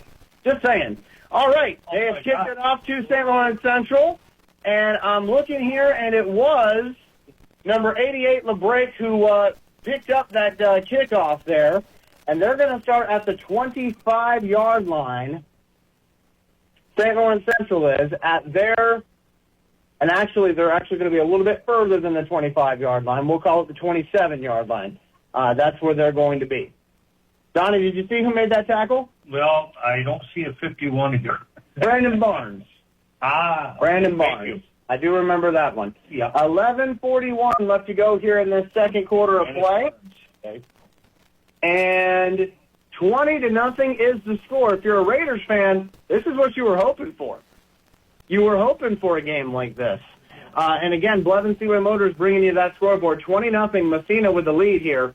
And let's see what this Larry's offense does here. Shatra under center, going to put a man in motion. It's Spinner. Spinner going to try to come downhill. He ain't going anywhere, though. He is tackled on that play by Darian Coates, who he's feeling it right now. I got to tell you, Coatesy is feeling it right now because he got up and he was flexing a little bit. But that is certainly another destination nowhere play. 11:13 left to go here in the second quarter. Again, on the Blevins Seaway Motor scoreboard, if you're just joining us, Elijah Winfrey, Don Dessel on the call for you for WMSA Radio. We're out here at Brazier Falls. I should say in Brazier Falls at Randy Riggs Field. And right now for the Larrys, they're on offense. They're going to have a second and about 9 to go from their own 27. Ball's on the near hash. Shatra bringing up that wing T offense. He is under center. He's going to put a man in motion. They're going to hand it off to him. And that kid had a full head of steam. Number 3 for St. Lawrence Central. A little bit, yep. He didn't end up getting a lot of yards on that play. Maybe a yard, if anything. But east-west, he looked like he could fly there for a moment. Closed that gap so quickly. Say that again for me, Donnie? They closed it. Massena's defense closes the gap so quickly. I agree. It's like they get ahead of steam, they're going to then bang. It's just, they shut them down, 10-12 left to go here in this second quarter of play. Again, on the Blevins Seaway Motor scoreboard, it is 20-0 Massena with the lead. Third down and about 9 here, we'll call it, from the 30-yard line of St. Lawrence Central. Shatraw going to put a man in motion for St. Lawrence Central. It is Spinner. Spinner going to get hit, going to get taken down by a sea of Red Raiders, led by number 5 for Massena. And that would be Nathan Golden. Nathan Goulden in on that tackle there for Massena. And that looked like that may have gone somewhere, but it was very quickly taken care of by that Massena Raiders defense. That's an aggressive defense, Blanchard. This might be the best showing for Massena's defense this season. Yeah, I think you're right. Yeah. LeBrake is back deep, and when I say back deep, he is at our 35-yard line. Here comes the punt. The punt is up. It's a good punt. It's going to bounce at the 45, and it's going to roll here as everybody gets away from it like it's, a toxin of some kind. That's usually when they say poison, poison, poison. Yeah, nobody touched that thing. So Massena's next drive is going to start here as the referee is going to place the ball. Just wait to see where he places it. And there's actually a flag on the field, a face mask penalty against Massena. So hold everything. Does that mean that St. Lawrence Central is going to get a first down since that was a fourth down play? We're going to wait and try to figure this out here, folks, so bear with us. Eastwood is out there addressing the truth. That's a good point. Eastwood is out there for Massena. And now the referees are saying a face mask against St. Lawrence Central. I am so confused. The referees are pointing both directions today. They're pointing both directions, so it makes me very confused. But anyway, it's going to be first down and 10 for Massena. We know that for sure. It was against St. Lawrence, yeah. So, yep. So first down and 10 for Massena. Ball near the near hash at the 48-yard line. They're going to put LeBrake in motion for Massena. Eastwood going to drop back to throw it. He's going to throw it out towards Garrett Weir, just a little too much on that one, and that's going to bring up the second down and 10. This is where I wish, and I know that it does cost quite a bit to, set this up, but I wish that the referees in Section 10 had microphones. Because that would make the job a lot easier. Yeah. But I'm not the one footing the bill for that, so we'll just keep it moving. 8:45. That would be nice. That would be nice. Second down and 10 here. Eastwood in the pistol. He has got Carter King behind him. He's going to put Weir in motion. Here we go. He's going to hand it off here. No, now he's going to throw it to Weir. He faked everybody out. Weir is running down the field to the 40. Going to get slung down at about the 35. Donnie, go ahead. Hands. Man, that was going to take me out. I thought it was Carter King was the ball. I know. And so did the St. Lawrence Central defense. Weir's already, oh my goodness. So that is a first down for the Raiders. Their next offensive play will come from the St. Lawrence Central 37-yard line. 8:14 left to go here in the second quarter of play. Eastwood is in the shotgun all by himself. He's going to put Carter King now beside him as a sidecar. He's going to hand it off to Carter King for real this time. Carter King coming downhill with a full head of steam. He's going to get to about the 30, but there is a flag on the play. Does anybody have Vic Perry's phone number? Because this is usually where we would look at Vic and say... He might even be over here. But usually we would look at Vic Perry and say, hey... I believe that is Victor over here. Yeah, but see, we don't have a microphone on him. Oh, you can yell. I can yell. I'll say, Vic, what was that? Anyway, 7:53 left If to they go. run out of flags, we got some. We got some. We got a can of Pringles, too. 7:53 here in this second quarter of play. You could say that Massena's offense is a lot like a can of Pringles. Once you pop, you can't stop. Anyway, 7:53 here in this second quarter of play, and after the flag, that's going to go against us, which means first down and longer now. They're going to throw it out wide to Dominic Murtaugh. Murtaugh going to try to make a couple people miss. He does. He's kicking on the afterburners, and that is going to bring the ball to about the 15. Actually, I want to say about the 20. of St. Lawrence Central. So despite getting a flag, I'm not sure where he went out, Elijah, there, though. Well, it looks like the referee is saying he went out at the 29, I guess. 29, okay. But he was tight-roping that sideline. Yeah, boy, was he ever. But for Massena, that's one of the things that's so special about this team. They'll get a penalty, but they'll make up for it in the very next play. All right, second down and short for Massena. Here we go. They're going to put Murtaugh in motion. Murtaugh's got the ball coming to the near side of the field. He's going to go to the 30, down to the 20, down to the 10, and get escorted out of bounds. There is a flag, though. There is a flag on the play. So hold everything. In fact, that might be what the penalty's for, is holding just a little too much. We're affectionate here at Massena. Anyway, I can't believe they pay me to do this. 7:22, that's where we are, second quarter here in this downtown showdown. Blevins Seaway Motor scoreboard, Massena up 20-0 right now over St. Lawrence Central. Yeah. And I believe that's going to go against Massena. They're moving it back. Yeah. So, wow. After all that excitement, bring it back. The ball's now going to be on the near hash at the 32-yard line of Massena. Or, excuse me, of St. Lawrence Central. Massena with the ball. Mm-hmm. Eastwood in the pistol. He's got Carter King behind him. Eastwood going to drop back to throw it. He's now at the 50-yard line going to throw it. He's got somebody down there. Touchdown Raiders. Garrett Weir. Oh, my goodness. He threw that thing from the 45-yard line. He threw that thing from the 45-yard line. It was a dot right to Garrett Weir. That is touchdown number 2 for your quarterback, Connor Eastwood. 6:59 left to go here in the second quarter of play. Eastwood to Weir. And they're going to line up here for the extra point. And it's interesting because Massena doesn't always go for just one. It seems like every other possession, they either go for one or go for two. Yeah. Oh, yeah. Like they switch it up, and that's weird to me. All right, here we go. Hold us down. Kick is up. It is no good. That was a little bit outside. 6:59 left to go here in the second quarter of play. Massena up 26-0 over the St. Lawrence Central Larrys here in this 55th edition of the Downtown Showdown here on WMSA Radio. Again, Massena 26, St. Lawrence Central 0. Blevins Seaway Motor scoreboard for you. Wow. What did you see on that touchdown? I just saw, again, it's just a fantastic throw by Connor Eastwood and Weir. Great catch. Their timing's great.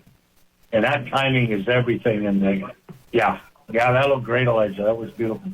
I just feel like Eastwood is on an entirely different level than some of the other quarterbacks that the Larrys have been going, or the Raiders have been going up against. Yeah, you're right. Absolutely. I don't know. It feels different this year. He's got an amazing work ethic, I know, and he plays baseball, right? Yeah, he plays baseball too. Yeah, football, and he's just got that. Yeah, and his supporting cast is amazing. That offensive line gave him all day to throw that ball. Yeah. All right, so St. Lawrence Central going to field it on a hop here, and they're going to bring that kickoff down to the about 35-yard line, 36-yard line of St. Lawrence Central. And I got to tell you, folks, running the ball at the middle, kickoff return, that hasn't been the issue for St. Lawrence Central tonight.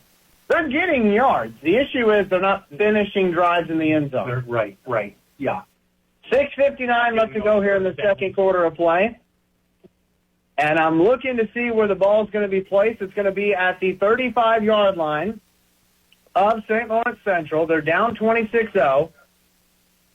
And it makes me wonder at this point what their offense looks like moving forward.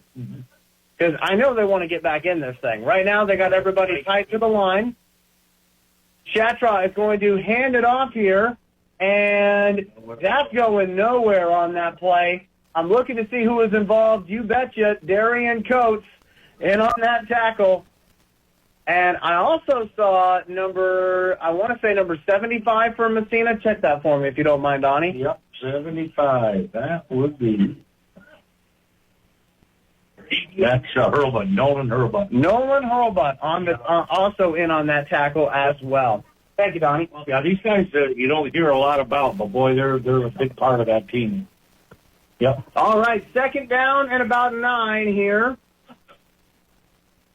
Shatra under center, going to hand it off here up the middle. Oh, getting free is LaSalle. Down to the 40 for the Larrys, down to the 30, down to the 20, and he's going to go out of bounds at the 15. A huge run there for Jacob LaSalle for the St. Lawrence Central Larrys. They got it. Boy, they needed that.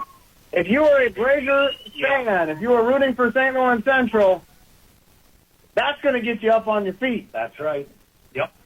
That was a great run by Jacob LaSalle on that play. Now the Larrys are going to have the ball here at the Massena 22, their best opportunity so far today to try to get some points.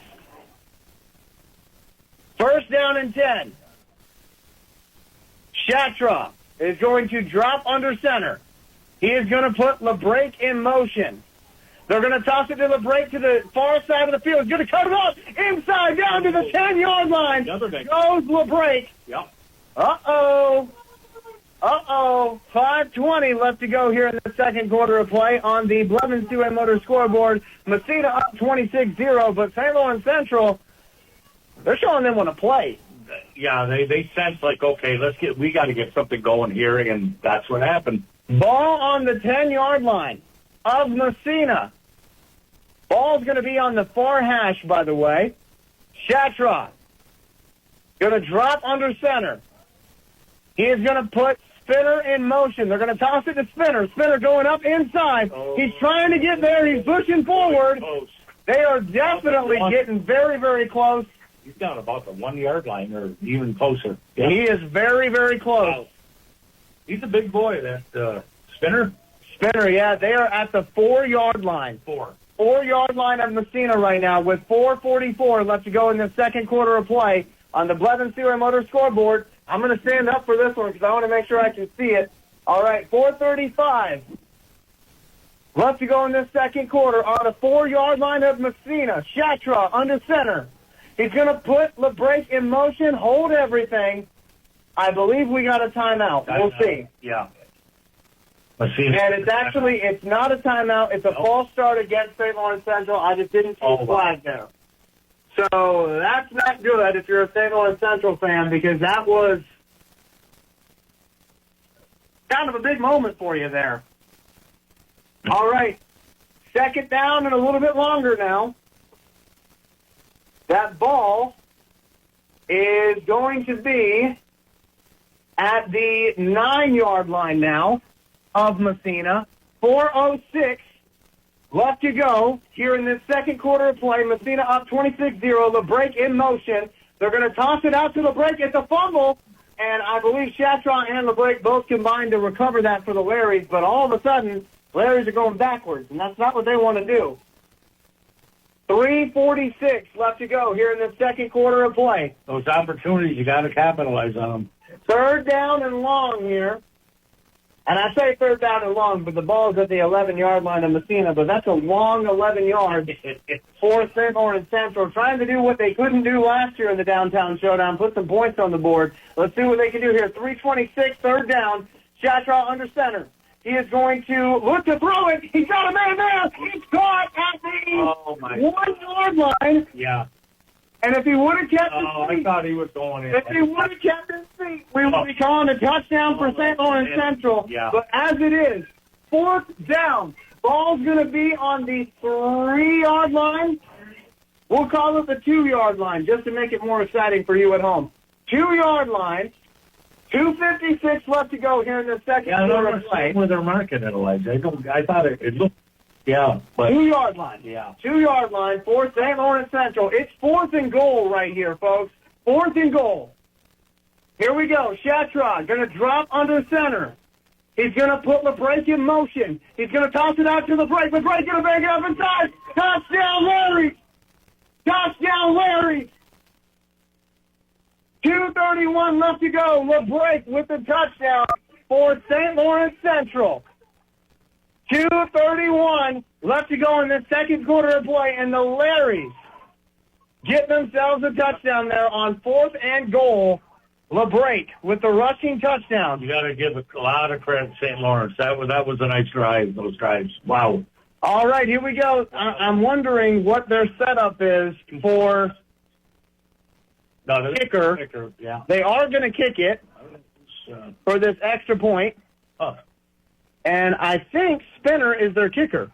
Okay, number 10. So we'll see what happens here. And the hold is going to get blocked. Blocked, yeah. So 26-6. That's where we are right now. With 2:31 left to go in this second quarter of play, St. Lawrence Central, after a gigantic run by Jacob LaSalle, that's what set that up. A gigantic run to the outside. I just want to point that out to folks. That was a giant run to the outside. That was something we were told they couldn't do. Right. But this young team is figuring it out as they grow. Yep. You know, that's something that Coach Truex was talking about in the interview. He was saying, listen, you know, we're young. We're still figuring it out. But once we do, we're going to be competitive. Those drives were beautiful. Wow. So that, and they threw one pass on that entire drive. It's like something just woke up. You know? That's right. Yeah, I mean, it was like, wow. I have not gotten to call a St. Lawrence Central touchdown since 2015. You're kidding me. Now, they've scored since then. Don't get me wrong. They've scored a lot of points since then, but I have not gotten to call that. Well, you were sitting on the hill. Yeah, I used to be on the hill. Yeah. So there you go. That's a touchdown for St. Lawrence Central. 2:31 left to go in the second quarter of play. And again, that was on 4th and goal. So for a young team, being able to understand the situation, listen, we got to get it in. And they did. Kids deserve a lot of credit. Let's see what happens here. This could be very interesting. 2:31 left to go in the second quarter of play. Would they try? Would they be so daring to try an onside kick right here? Why not? Let's see what they do. As their kicker comes up for St. Lawrence Central, he's going to kick it. It's kind of an onside. Oh, Massena didn't cover it. Now they do. And here comes Tavani LeBrake to the outside of the field, and he gets hit hard by number 20 for St. Lawrence Central. And I'm not sure who that is for St. Lawrence Central. Give me one moment as I try to find that for us here. And I'm looking to see number 20 for St. Lawrence Central in on that tackle. That would be Clayton Moulton in on that tackle for St. Lawrence Central. 20, okay.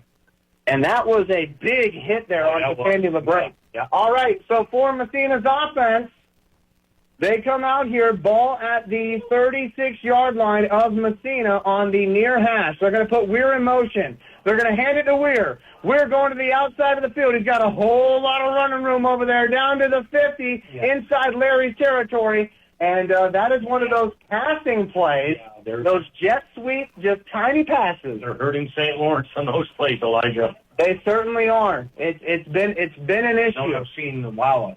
Quite a few of them. 2 minutes left to go here in the second quarter of play. This 55th Downtown Showdown suddenly gotten the crowd a little bit more involved here at Brazier Falls. 26-6 is the score on the Blevins Seaway Motor scoreboard.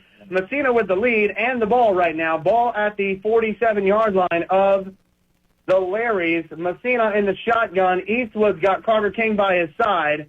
And they're actually going to put Dominic Murtaugh in motion. Murtaugh going to the 45, going to cut it up inside. Got great blocking down there. He's going to the other side of the field, and now he is down inside the 35 of St. Lawrence Central. Donnie? He can read those holes. If you watch Murtaugh run, okay, nothing there, and he sees an opening there, immediately switches there. He's got a good sense of where those holes are.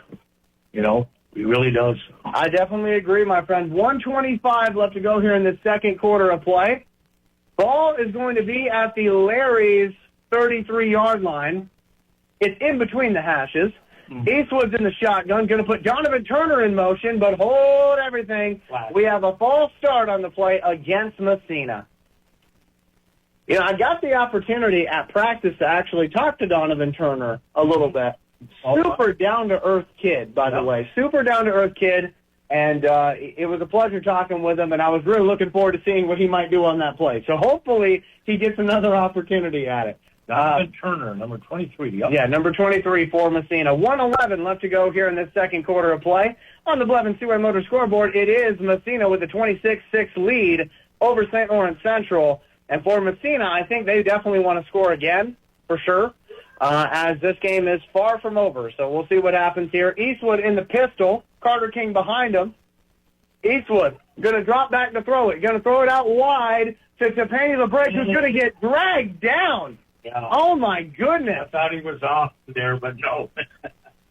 Gabers. And I believe that was number 10, Dawson Shatra, on that tackle. And I got to give it up for Dawson on that play. Heck of a tackle. Because we've seen Topani break that one. Yep. Many times. Many times already this season. And on that one, he just grabbed Topani by the shoes and said, come here for a minute. Got to tell you something. Yeah. That was certainly, obviously, a complete pass for Massena, so a good play for them. But it didn't go for a lot more yards, is my point. 40 seconds left to go here in the second quarter of play. Massena with the lead, 26-6, and the 55th Downtown Showdown on the Blevins Seaway Motor scoreboard. Again, 26-6. I feel like for a while there, Randy Rigsfield was very quiet. Mm-hmm. And then that last drive by St. Lawrence Central kind of got people back into it. You can kind of hear people talking in the background a little bit. In front, I shouldn't say background, the foreground, actually, because they're right below us here in the press box. But 40 seconds left to go here in the second quarter of play. No empty seats here. Not an empty seat in the house. No. That's what I love about this. 40 seconds left to go here in the second quarter of play. Massena going to come out here. Ball is going to be on the far hash now at the St. Lawrence Central 35-yard line. Second down and about 10 to go. Eastwood in the pistol. He's going to drop back. He's going to throw it out, and he's got his guy. And I'm looking to see who it's going to be, and I believe that's Dominic Murtaugh. Number 8, right? Or number 8. Are you seeing number 8? I'm seeing number 8. Don't go by me. It's kind of over there, Elijah. There is it, Murtaugh. I thought that was Murtaugh. And I'm looking here, and I think that is Murtaugh. So we'll go with Murtaugh. All right. Eastwood to Murtaugh, another touchdown there for the Raiders,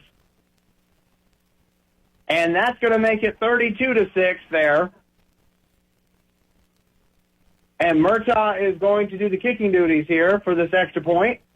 And it was unfortunately not a good hold, and so now we're going to throw it into the end zone. And that 2-point conversion is going to be no good, but it wasn't really an attempt at a 2-point. It was a whoopsie. 32 seconds left to go here. Massena now with the 32-6 lead on the Blevins Seaway Motor scoreboard here in the second quarter of play. 32 seconds left to go here in this second quarter. And I want to say that this has been interesting so far, for sure. I know that at practice earlier this week, Coach Zappia was talking about, if an opportunity presented itself, he wanted to have a special package for Topani LeBreak, because Topani is the backup quarterback for Massena. Right. So I'm wondering at what point might we see that package present itself at some point. It's kind of like a wildcat is what he was talking about doing. Right. So we'll see. Right now, though, it is time to kick it off once again for Massena with 32 seconds left here in this second quarter. It's a squibber. It's going to hit St. Lawrence Central. They got two guys going for it, and luckily they were able to come up with it with 29 seconds left to go here in this second quarter of play. And I'm looking here to see where this next drive will start for St. Lawrence Central. Looks like it's going to be at about their 37-yard line, I want to say. 29 seconds. Now, on that last drive, their big running play got them down inside, Raiders territory.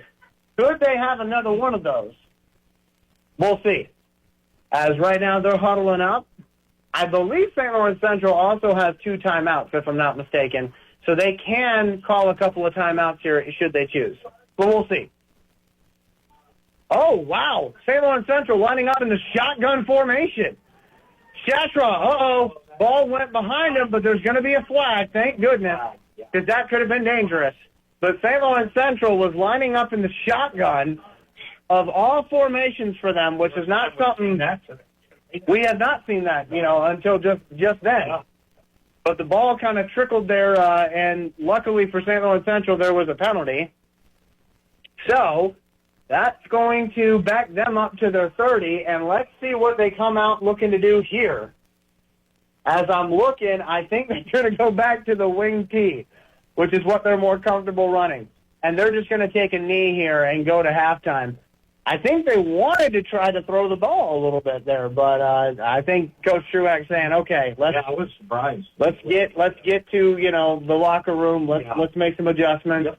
So they are just going to let this thing roll out here, so that we're going to go to halftime at 32-6 with Massena with the lead on the Blevins Seaway Motor scoreboard. So that's going to do it here for this first half of play.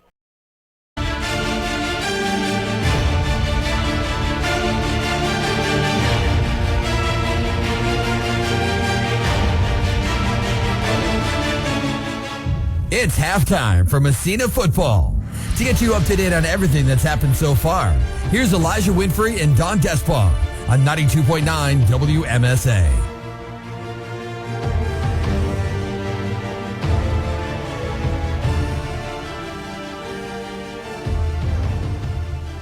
And we're back here at Henry Field in Brazier Falls here on WMSA Radio for the 55th edition of the Downtown Showdown between the Larrys and the Raiders. And before we get to our scoring recap, I do want to let you know what the score is if you're just joining us. Massena is up 32-6 over St. Lawrence Central. We'll explain to you how we got there in just a little bit. But first, Johnny Despon is going to thank the sponsors. Oh, yeah, certainly. CCOM Federal Credit Union with locations in Massena, Potsdam, Canton, Malone, Ogdensburg, Plattsburgh, Watertown, South Burlington, and Essex, Vermont. And you can check them out online at ccom.org and mobile on your smartphone. Also, Massena Drug-Free Community Coalition, developing plans, strategies that will reduce and prevent substance misuse among our youth and adults in our community. And MX Fuels, 22 Center Street in Massena, providing quality fuels at great prices here in Northern New York. We thank you, sponsors. And just a reminder, if you're looking to hop on as a sponsor, there are still sponsorship opportunities for the rest of this season. So we certainly would welcome that. I know that folks like to be involved when your team is undefeated, and right now, Massena is 4-0, and they got a significant lead right now over St. Lawrence Central, potentially going 5-0. But we don't want to talk about that yet until it actually happens. It ain't over till it's over. That's right. So let's talk about how we got here. 32-6 is the score right now. And here's what set this up. In the first quarter, all right, we were a little confused because in the first play of the game, Massena kicked it off to St. Lawrence Central. St. Lawrence Central got it. LaSalle picked it up on the kickoff. Yep. Then he got hit at like the 2-yard line, fumbled the ball into the end zone. Massena recovers it. Me and Donnie think it's a touchdown. And then we see the Massena offense come out, so we assume it looked like it was a 2-point conversion. And then Donnie said, well, it looks like they're lining up for a 2-point conversion again. And they don't do that in football. And then they lined up for it again. Turned out we were wrong on that one. Apparently, you can't advance it, all right? So it wasn't a touchdown, but the Raiders had the ball inside Larry's territory at like the 3-yard line. And then Carter King does what he does best, getting himself yet another touchdown. I believe that's touchdown number 9 for him on the season already. And by the way, we're talking about 4 games, okay? This is the 5th game. 9 touchdowns already for our running back, who's only played football for 2 years. So that was at 11:01. Massena goes up 6-0. Then Garrett Weir got himself a rushing touchdown on a reverse play with 5:56 left to go in the first quarter. Massena up 12-0. In the second quarter, with 11:53 left to go, Eastwood threw a beautiful ball to Tefani LeBrake, a long touchdown. That makes it 20-0. Then, with 6:59 left to go in the second quarter, Eastwood threw a touchdown to, we believe, Garrett Weir, another beautiful pass, 26-0. And then all of a sudden, when everything seemed pretty dark and depressing here at Randy Riggs Field, the Larrys woke up. And they had themselves a huge running play by Jacob Lassell, and then they got a touchdown from Evan LeBrake to make it 26-6, getting themselves on the board. And then with 32 seconds left to go in the second quarter of play, Eastwood throws another touchdown pass, we believe, to Dominic Murtaugh. Don't quote us on that. That makes it 32-6.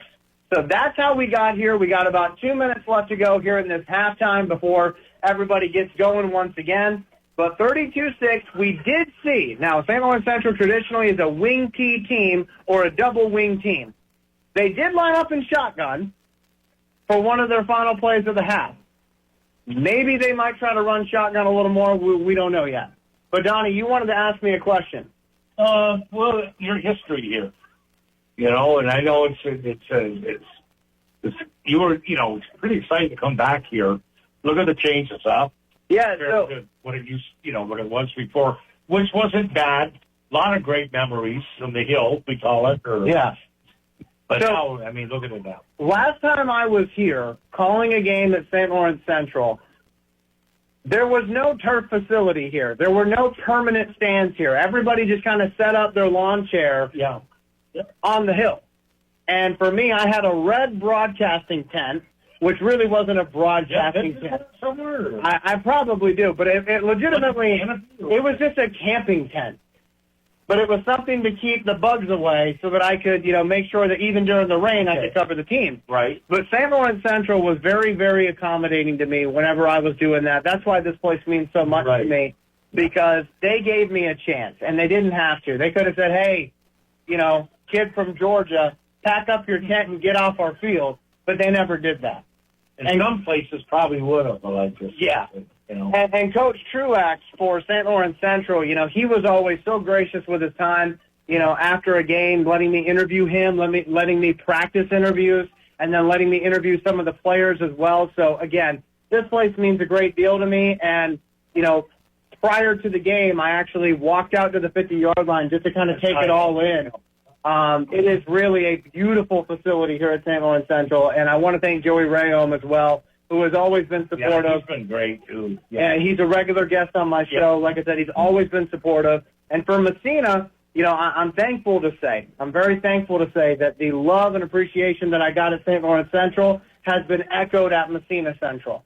Coach Zappia, Coach Morrill, all the players. They've been super. Everybody's been super. The parents of the players, Gavin Regan, the athletic director, they've all been very, very welcoming to me, and I greatly appreciate it because, again, I'm from Georgia.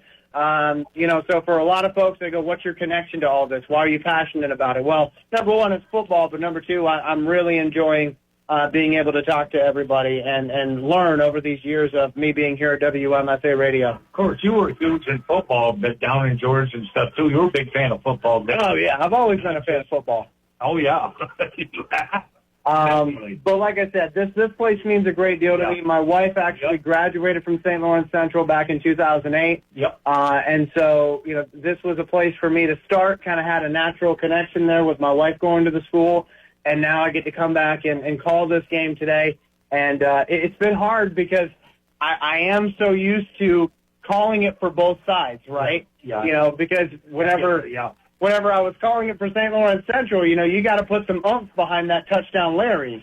And now that I'm calling it for Massena, I got to put some oomph behind that touchdown Raiders. So I kind of have split loyalty in this game. The proximity, they're so close, Elijah, That's right. And I feel like Downtown Showdown. That's right, Downtown Showdown. And, it's funny that you say that because a lot of people on Facebook this week, we're talking about that split loyalty.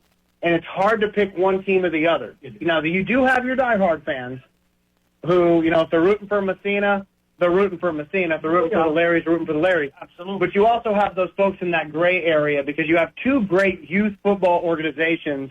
You have Massena Youth Football, which does a fantastic job every year of getting kids ready to move on to modified, move on to JV, that sort of thing.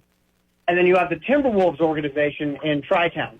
No, that's like Pop Warner or minor football league. Yeah. That's your little kid that after learning the game and getting involved. And that's why I was saying earlier that, like, if you're a parent of any of these kids and they went through those programs, it's got to be kind of weird because, yeah, they're full grown out there right now, but you're still picturing them as those little kids running around in that helmet that is a little too big, or those shoulder pads that are a little too big. It just goes by so quick. So reminds me of a great country song, Time Marches On. Tracy Lawrence. Great song. But, we are here, obviously, for this 55th Downtown Showdown, and, we have heard through the grapevine that St. Lawrence Central is considering going to 8-man football next year, and that would mean, most likely, that this might be the last time these two teams play for a while. And it's unfortunate. I think it's unfortunate, but I certainly understand why they're doing it, and that's why I'm so happy that this game has been interesting. Mm-hmm. Because it certainly has been interesting, and it's not over yet. 32-6 is the score, yes, but it's not over yet.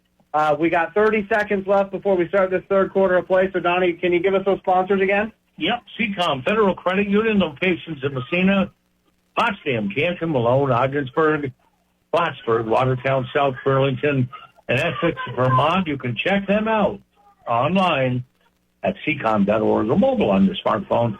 Also, Massena Drug-Free Community Coalition, developing plans and strategies that will reduce and prevent substance misuse among our youth and adults in our community. And also MX Fuels, 22, Center Street in Massena, providing quality fuels at great prices and great service here in Northern New York. Appreciate it. All right, 12 fresh minutes are up on that clock here for this third quarter kickoff. And St. Lawrence Central is going to be kicking it off to Massena. Now, onside kicks, that's always something Donnie and I are looking out for ever since that Adirondack game last season where that was wild. They did like 5 onside kicks. But for the Larrys here, they're down 32-6. Could we see them onside kick? We'll find out right about now here as Toe meets Leather to bring you this third quarter. And it's actually going to be a straight line kick. And, a big tackle there. And for us, it was Dominic Murtaugh who was returning the kick. And for St. Lawrence Central, it was number 7 who said, "You go no further." Yeah. Number 7 for St. Lawrence Central, by the way, is Ethan Pellegrino, who was in on that tackle for St. Lawrence Central. Again, St. Lawrence Central, as I'm looking at the roster, Donnie, a lot of sophomores and juniors. I noticed that, yes. And for Massena, that's kind of a similar situation, but I feel like we have a lot more juniors than they do. Yes. 11:50 left to go here in the third quarter of play. Massena going to start this drive on the near hash at their 40-yard line. They're going to hand the ball off here up the middle to Carter King. Carter King with a full head of steam going to get to the 50. Right there on the L in the SLC on the 50-yard line here. A big run there by Carter King, and I'm looking, and Carter King is running towards the sidelines, which usually means Gage Charleston will be in the backfield for Massena. We'll see if I'm right. As Massena breaks the huddle here, yes, it is. It is Gage Charleston. He is going to be the running back in the pistol as Eastwood looks over the offense here. He's got 3. He's got trips to the top side of the field. They're going to toss it to the top side. Here comes Gage Charleston. Charleston with a full 100 steam. Oh, wow. Is going to run to the 40 and get hit hard. But another close to first down situation for Massena. Ball now well within St. Lawrence Central territory at the, we'll call it, 40-yard line of St. Lawrence Central. Ball is going to be placed on the far hash here for Massena. 10:42 left to go in this third quarter of play on the Blevins Seaway Motors scoreboard. Massena up 32-6. Carter King is beside Eastwood in the shotgun. They're going to put a man in motion. It's Weir. They're going to hand the ball off to Carter King. Carter King going to go to the far side of the field. He's going to keep his balance, and he is going to go down inside the 30 now of St. Lawrence Central. On the North Country Savings Bank scoreboard again, 32-6 for Massena right now with the lead. 10:08 left to go, and they are just running that ball. Did I mention running that ball? Yeah. 10 minutes left to go here in this third quarter of play. Ball is going to be at the 32-yard line of St. Lawrence Central on the far hash. The sidecar to Eastwood in the shotgun is Carter King. They're going to put a man in motion. It's Weir. Eastwood's going to throw it out to Weir, but it's a little bit too far in front of him. Incomplete.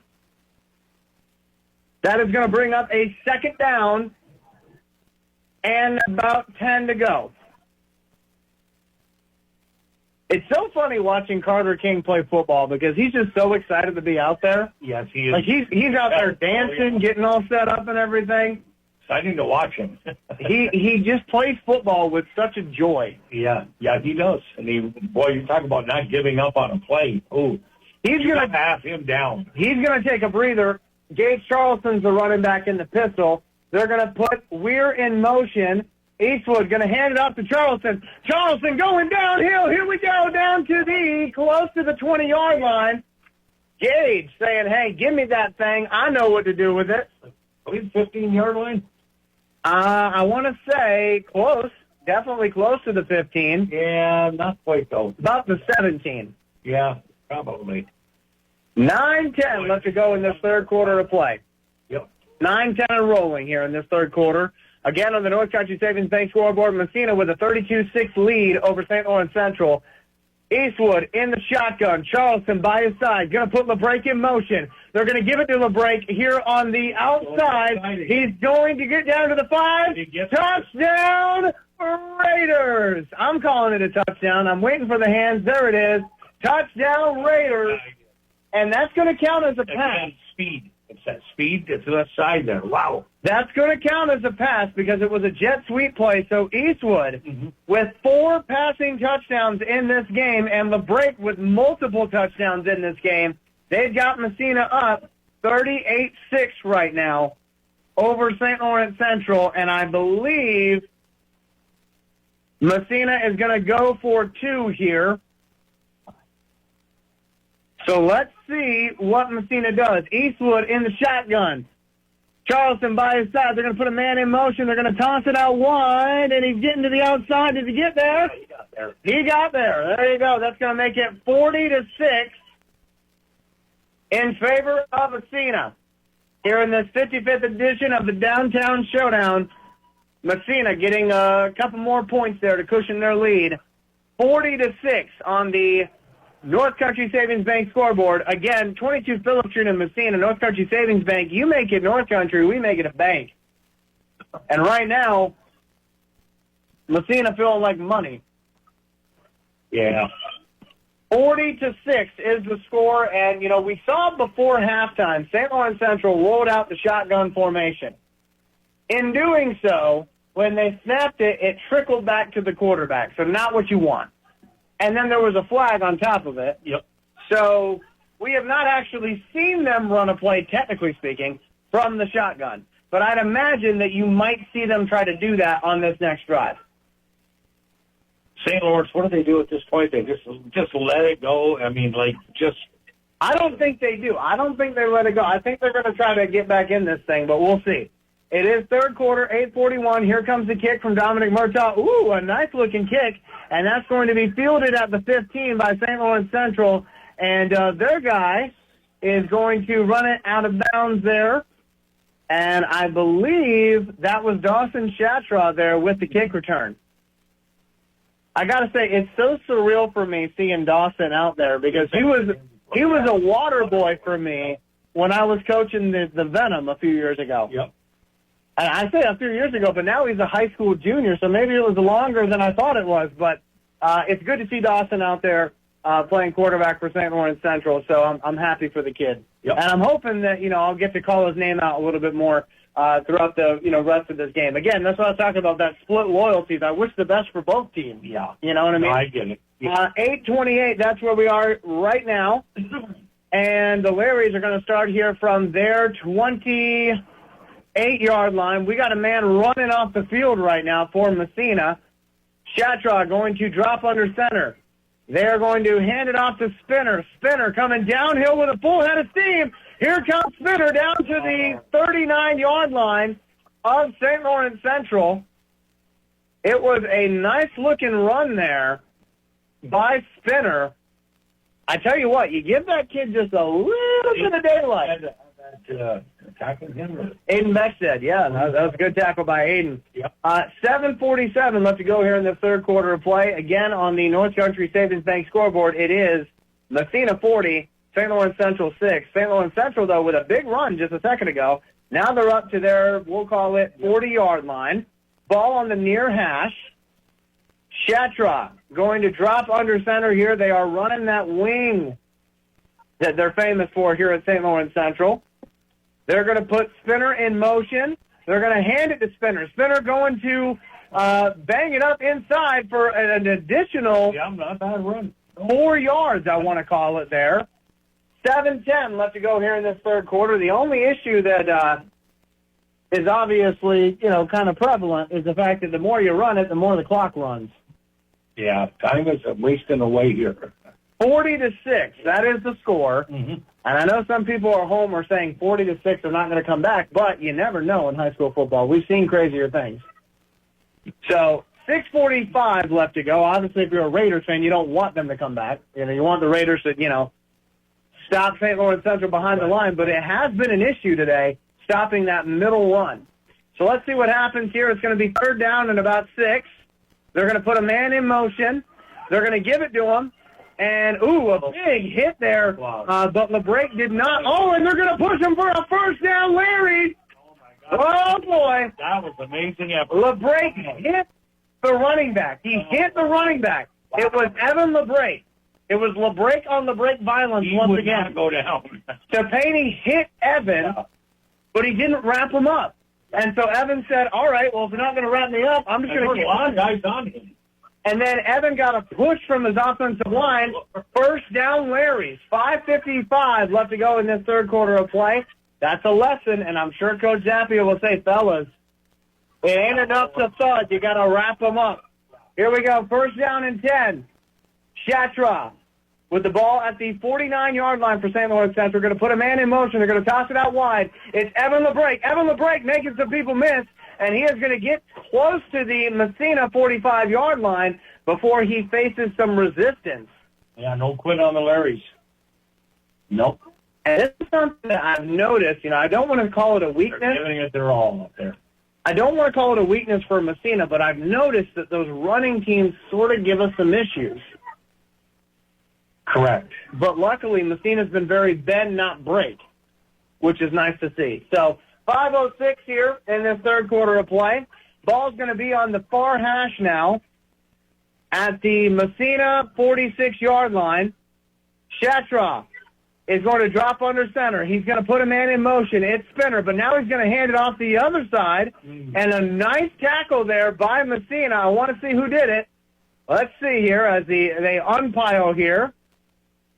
And I'm looking. I see Goulden in on that. And I see Jake Lindstad was the one who fired into the backfield on that play, grabbed himself a Larry, and held on for dear life. So that is why that is not going to be a huge gain for St. Lawrence Central. Jake Lindstad enforcing his will on that play. 4:21 left to go in this third quarter of play. The cheerleaders are trying to get the crowd going here. Third down and about 10. Shatra going to toss it out to LeBrake. LeBrake going to bang it up inside. I think he may be close to another first down for the Larrys. He might have it, but I'm looking. He's going to be about a yard short. He's going to be about a yard short, but that was a heck of a run there. Yep. And that offensive line for St. Lawrence Central starting to kind of impose their will on this defensive line for Massena. 3:48 left to go here in the third quarter of play on the North Country Savings Bank scoreboard. It is Massena with the 40-6 lead. We got a 4th down and 2 here for St. Lawrence Central. They're going to put a man in motion. They're going to toss it out to him, and that's going to be a first down, Larry's. 3:28 left to go here in that third quarter of play. A first down for St. Lawrence Central as they continue to drive this ball. And again, if it wasn't for the score, I think you'd be hearing a lot more excitement from St. Lawrence Central. But I know the clock is ticking, but now that offense is starting to get going here for St. Lawrence Central. So here we go. They're going to have this next play from the Massena 37-yard line. They're going to put Spinner in motion. They're going to give it to Spinner. Spinner going to spin, move, and he's still running as he gets down close to the 30-yard line of Massena. He's had a great game for St. Lawrence Central, Elijah. 2:39 left to go here in this third quarter of play. On the North Country Savings Bank scoreboard, it is Massena 40, St. Lawrence Central 6, but don't tell St. Lawrence Central that because they are driving this thing right now. Ball's going to be on the near hash at the Massena 32-yard line. Everybody huddled in close in that wing. Shatron going to drop under center. Going to put Spinner in motion. He's going to try to run it himself. Now he's going to throw it deep. He's got someone down there. It's caught. It's caught. Oh, my goodness. What a catch. What a catch. St. Lawrence Central. I believe that was Evan LeBrake, if I'm not mistaken, number 84 for St. Lawrence Central. I want to make sure I get this right, so bear with me. Great catch. Number 84 is Jeremiah LeBrake. The other LeBrake, not Evan, Jeremiah on that catch. That was a boot rollout. A boot rollout, which we talked about earlier. That's been an issue for Massena. Potsdam did that very well against us, and Shatra there with a dot of a throw, and Jeremiah LeBrake with a heck of a catch there. Wow. All right, here we go. First down and 10 for the Larrys. Deep inside, and here comes another running play, and they're going to get down inside the 10-yard line of Massena on that run. Yep. Oh, my goodness. 1:29 left to go here in this third quarter of play. On the North Country Savings Bank scoreboard, I thought you said they couldn't throw. What was that? That's our one throw. That's our one throw of the game. That's what Joey Mayhem just said. 1:14 left to go here in this third quarter of play. Ball is at the 5-yard line. Here we go. They're going to hand it up inside, and it looks like it's going to be a stop here. And I tell you what, these St. Lawrence Central fans are getting into it. They're getting into it here at St. Lawrence Central. I'm looking at the downs marker. Right now it says, I think, third down for the Larrys here from inside the Raiders' 6. Ball on the near hash. Can you feel that? Can you feel that? Because it feels like somebody just woke up. What a great atmosphere. I tell you what, the hill is a-rocking tonight. 27 seconds left to go here in the third quarter of play on the North Country Savings Bank scoreboard. Massena with the lead. Third down and goal. Here we go. Shatra under center. He's going to take the snap. He's going to look to throw. He's got somebody there. He throws it incomplete to Penny LeBrake saying, not today. Not today on that one. Yeah. That Massena Raiders defense making a stand here. So, are we getting another fourth down and goal? It looks like it. Fourth down from the Raiders' 6. 11 seconds left in the third quarter of play. What do you think? Man, I don't know. I'm just excited it's happening. I'm excited to be here. Here we go. Shatra going to drop down under center. He's going to put Spinner in motion. He's going to look to throw it. Now he's running to the outside. He's got somebody down there. Caught! Touchdown, Larry! Touchdown, Larry! Oh, boy. Oh, my goodness. A dime of a throw there by Dawson Shatra. Wow. With 5 seconds left here in this third quarter of play. This boy can throw the ball. He certainly can. Yeah. Wow, wow, wow. Right. Passing touchdown. It is 40-12, but don't tell St. Lawrence Central that. Oh, my goodness. I believe they're going to try an extra point here. The kids are so excited that I don't know if they know where to line up.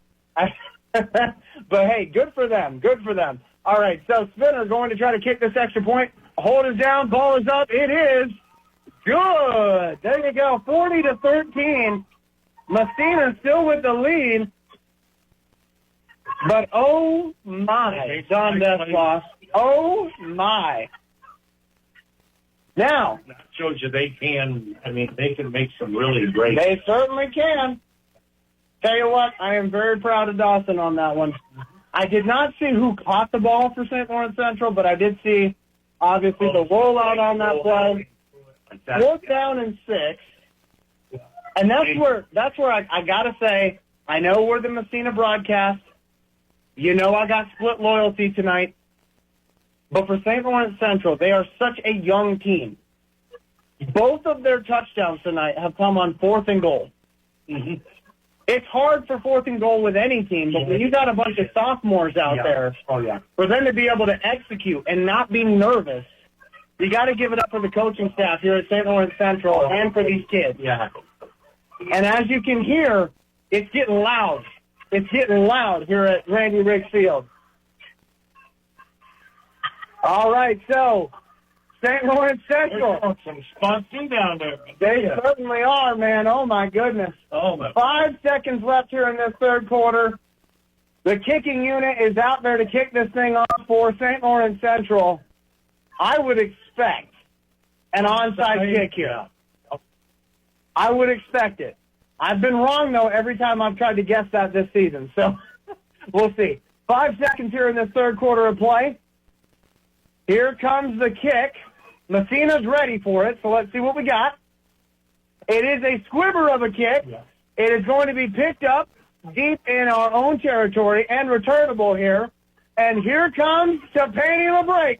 LeBrake to the 40, down to the 35 of St. Lawrence Central. But we got a whole bunch of flags. Oh, boy. We got a whole bunch of flags.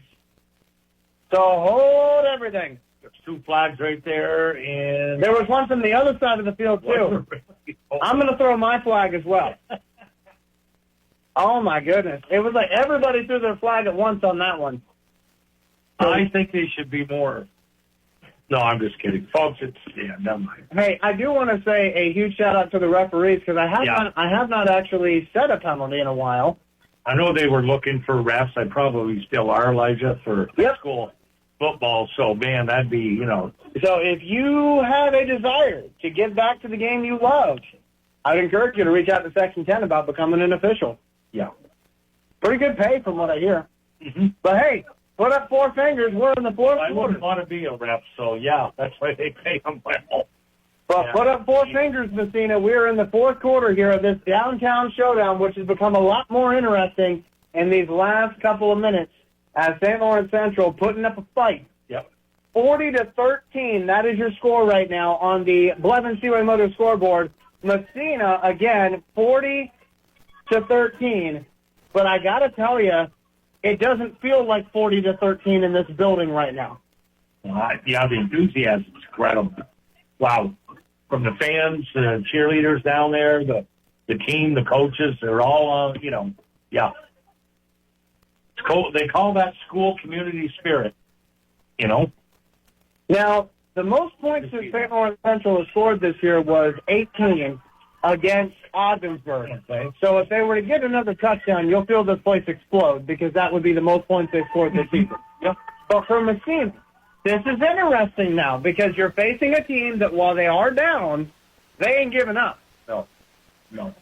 So let's see what Massena can do with this. I mean, I know that their plan was to obviously get a big lead and put them away early, but when your opponent's not, doing that, now you got to keep playing.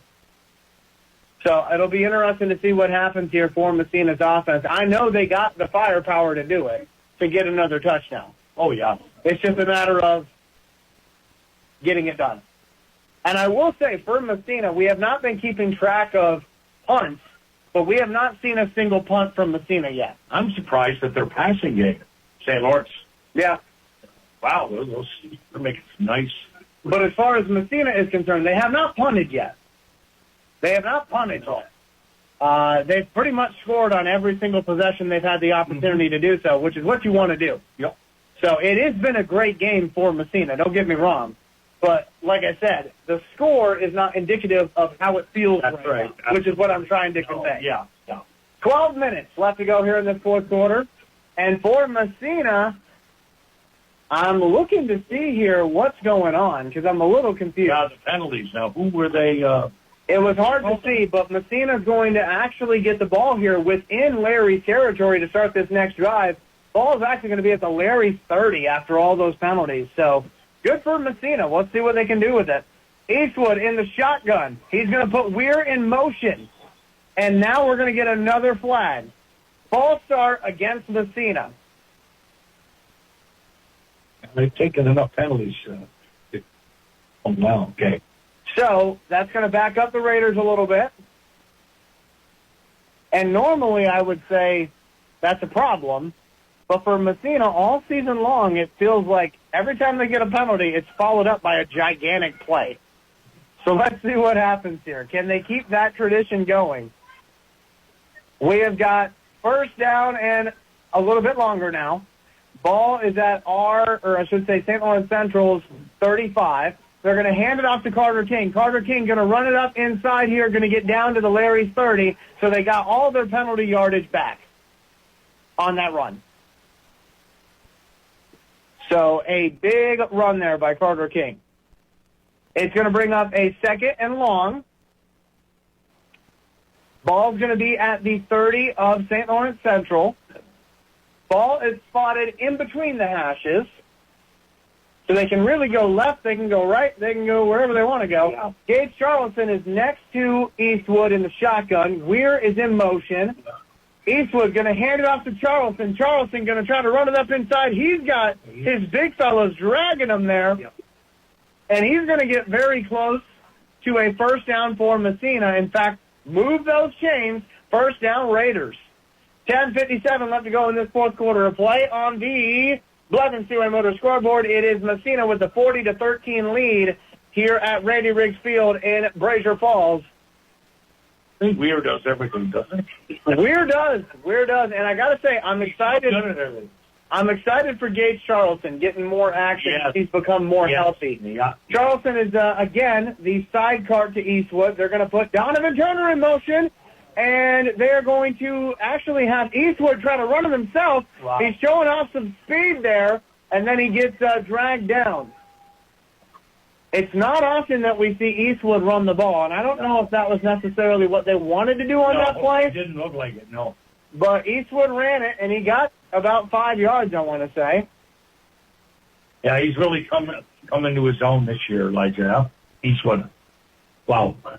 10:01 left to go in this fourth quarter of play. Blevins Seaway Motor scoreboard reads Massena 40, St. Lawrence Central 13. Ball is at the 19, and they're going to give it to Donovan Turner. Come on, Donovan. Donovan going to run down to the 10. He's still running. He's getting pushed down close to the 5. Great play there for Donovan Turner. He doesn't get the ball a whole lot, but he's, kind of pleading his case there, saying, this is what I can do, Coach, if you just give me the ball a little bit more. But Donovan Turner there with a great run, we'll call it. And actually, I think that'll probably count as a pass because it was another jet sweep. But it looks like a run. Getting that in high school football, you can't. Yeah, right. And it also counts in the NFL. I learned this weekend because the Dolphins were doing that against the Broncos. So, anyway, Eastwood. The enemy is here. Eastwood is in the shotgun. Charleston beside him. He's going to hand it off to Charleston. Charleston going to run up close to the end zone and get taken down inside, I want to say, the 3 of St. Lawrence Central. I can't. I'm just calling it the best I can. You got good eyesight, my friend. I don't know about all that, but I'm just calling it the best I can. That's why I love radio. You can be dead wrong and nobody knows. I'm just kidding. We're paying attention. 8:40. 8:40 and rolling here in this fourth quarter of play. Massena up 40-13 on the Blevins Seaway Motor scoreboard, and inside the 5-yard line at St. Lawrence Central right now, they're going to put a man in motion. Eastwood going to drop back. It was a low snap. He's going to throw it into the end zone. It's a dime. Touchdown, Massena. Touchdown, Raiders. And I'm looking to see, I believe that was Dominic Murtaugh. Folks, we are getting dangerously close to wanting to check those record books, I would say. Because as I'm looking here, he's so good that Connor Eastwood is at that. As I'm looking, we'll talk about that here in just a second. But I'll have to do some calculations. Right now, though, we are lining up for this extra point. I want to make sure that we can call this for you. Murtaugh going to do the kicking duties here. Kick is up. It is good. There you go. 47-13. Massena making sure that they stay ahead of the St. Lawrence Central squad. Now, I told you that we might want to look at the record books for Massena, and the reason why I say that is because Eastwood has got 1, 2, 3, 4, 5 touchdown passes tonight. Did you have any of those last year? I don't believe so. Right? 5 touchdown pass games? No.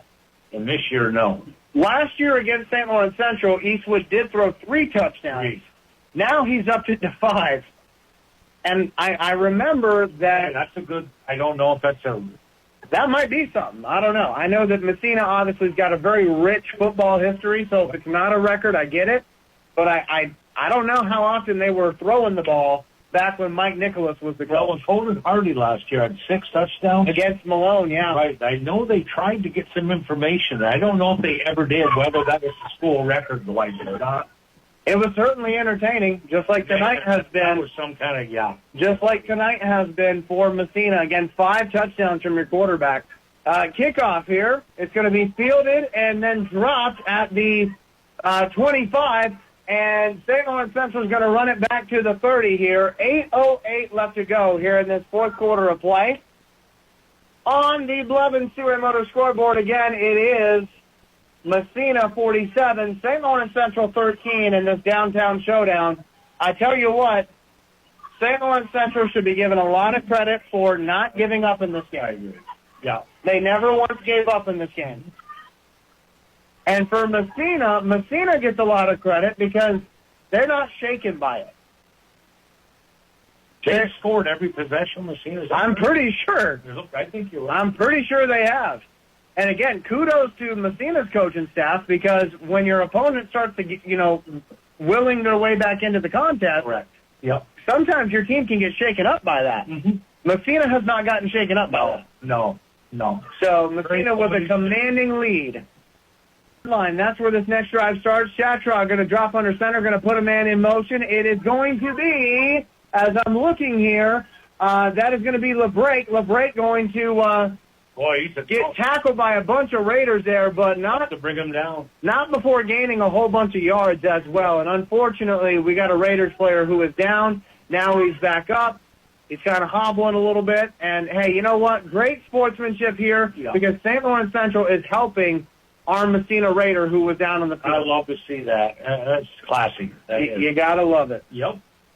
So while they address the injured player, Donnie, let's obviously thank the sponsors because without them, we couldn't do this broadcast. That's right. Seacom Federal Credit Union with locations in Massena, Potsdam, Canton, Malone, Ogdensburg, Plattsburgh, and Watertown, South Burlington, and also Essex, Vermont. Check them out online at seacom.org and mobile on your smartphone. Also, Massena Drug-Free Community Coalition developing plans and strategies that will reduce and prevent substance misuse among our youth and adults in our community. And MX Fuels, 22 Center Street in Massena, providing quality fuels at great prices and service in Northern New York. We appreciate all our sponsors that make this broadcast possible. Yeah, the St. Lawrence are showing a lot of class. Even offering some of their water bottles I know, as well. I know. Yeah, that's... the players that need to stay hydrated. Again, this is a class organization at St. Lawrence Central. Yes, it is. And I say organization because, football nowadays feels like you're running a nonprofit sometimes. You have so many different facets to your football team, but Bruce Truex, Jason Felix, that entire St. Lawrence Central coaching staff. That's real. They are a bunch of classy gentlemen over there at St. Lawrence Central. So want to obviously give it up for them on that. As far as our player is concerned, he was able to get off the field. So that is nice to see as well. 7:36 left to go here in this fourth quarter of play. On the Blevins Seaway Motor scoreboard, it is 47 Massena, 13 St. Lawrence Central in this 55th edition of this downtown showdown. And again, I hate to say that it's over because it technically is not over. But for Massena, they are looking down at potentially a 5-0 record after this game, heading into the war next week against Ogdensburg. That's an interesting. I don't know how to. I don't know. No prediction on that one, Elijah. Well, that's true. That's what I've heard. So I find it interesting that for Massena, they ended up getting 2 of their rivals back to back. because you have this rivalry game and then next week against Ogdensburg. And then the week after that, if you want to look 3 weeks out, you got Governor. Yep. And I have not heard how Governor is doing, and I think they actually play tomorrow against Potsdam. So we won't know, obviously, but I'm sure everybody will be talking about it tomorrow. Potsdam is playing against Governor tomorrow? Yeah, in Potsdam at 1:30. By the way, want to give a shout-out on the broadcast to our very own Mr. Bob LaRue, because he is going into the Potsdam Central School Hall of Fame for being a sports reporter for a very long time. In fact, this weekend, he'll be celebrating 50 years of broadcasting, Bob LaRue will. So, Bob, we appreciate you. He's not just a sportscaster. He's also our news guy at WMSA. But he will be honored, as well as those other Potsdam Hall of Fame inductees, tomorrow during that game against Governor. And listen, I don't think that one's going to be a blowout because Potsdam's pretty good. We'll see. We're back to action here, and it looks like it's going to be a running play here for St. Lawrence Central, and they're going to get a little bit closer to the first down marker. In fact, they are going to be running this next play from their 40-yard line, which means that they're about a yard away from a first down here on this third down play for St. Lawrence Central. Again, ball on the 40 on the near hash as we get back to football here. 7:03 left to go in this fourth quarter of play. Again, on the Blood and Sewer Motor scoreboard, Massena with the 47-13 lead, but St. Lawrence Central not giving up as they are with a 3rd and 1 here. Shatra under center, going to put a man in motion. Shatra, I believe, is going to try to run it himself, if I'm not mistaken. I don't know that play was exactly what they wanted to do. I think maybe there was an issue there with a snap. Yeah. But that's going to bring up a 4th down now for St. Lawrence Central. 4th down and 1. 6:30 left to go here in this fourth quarter of play.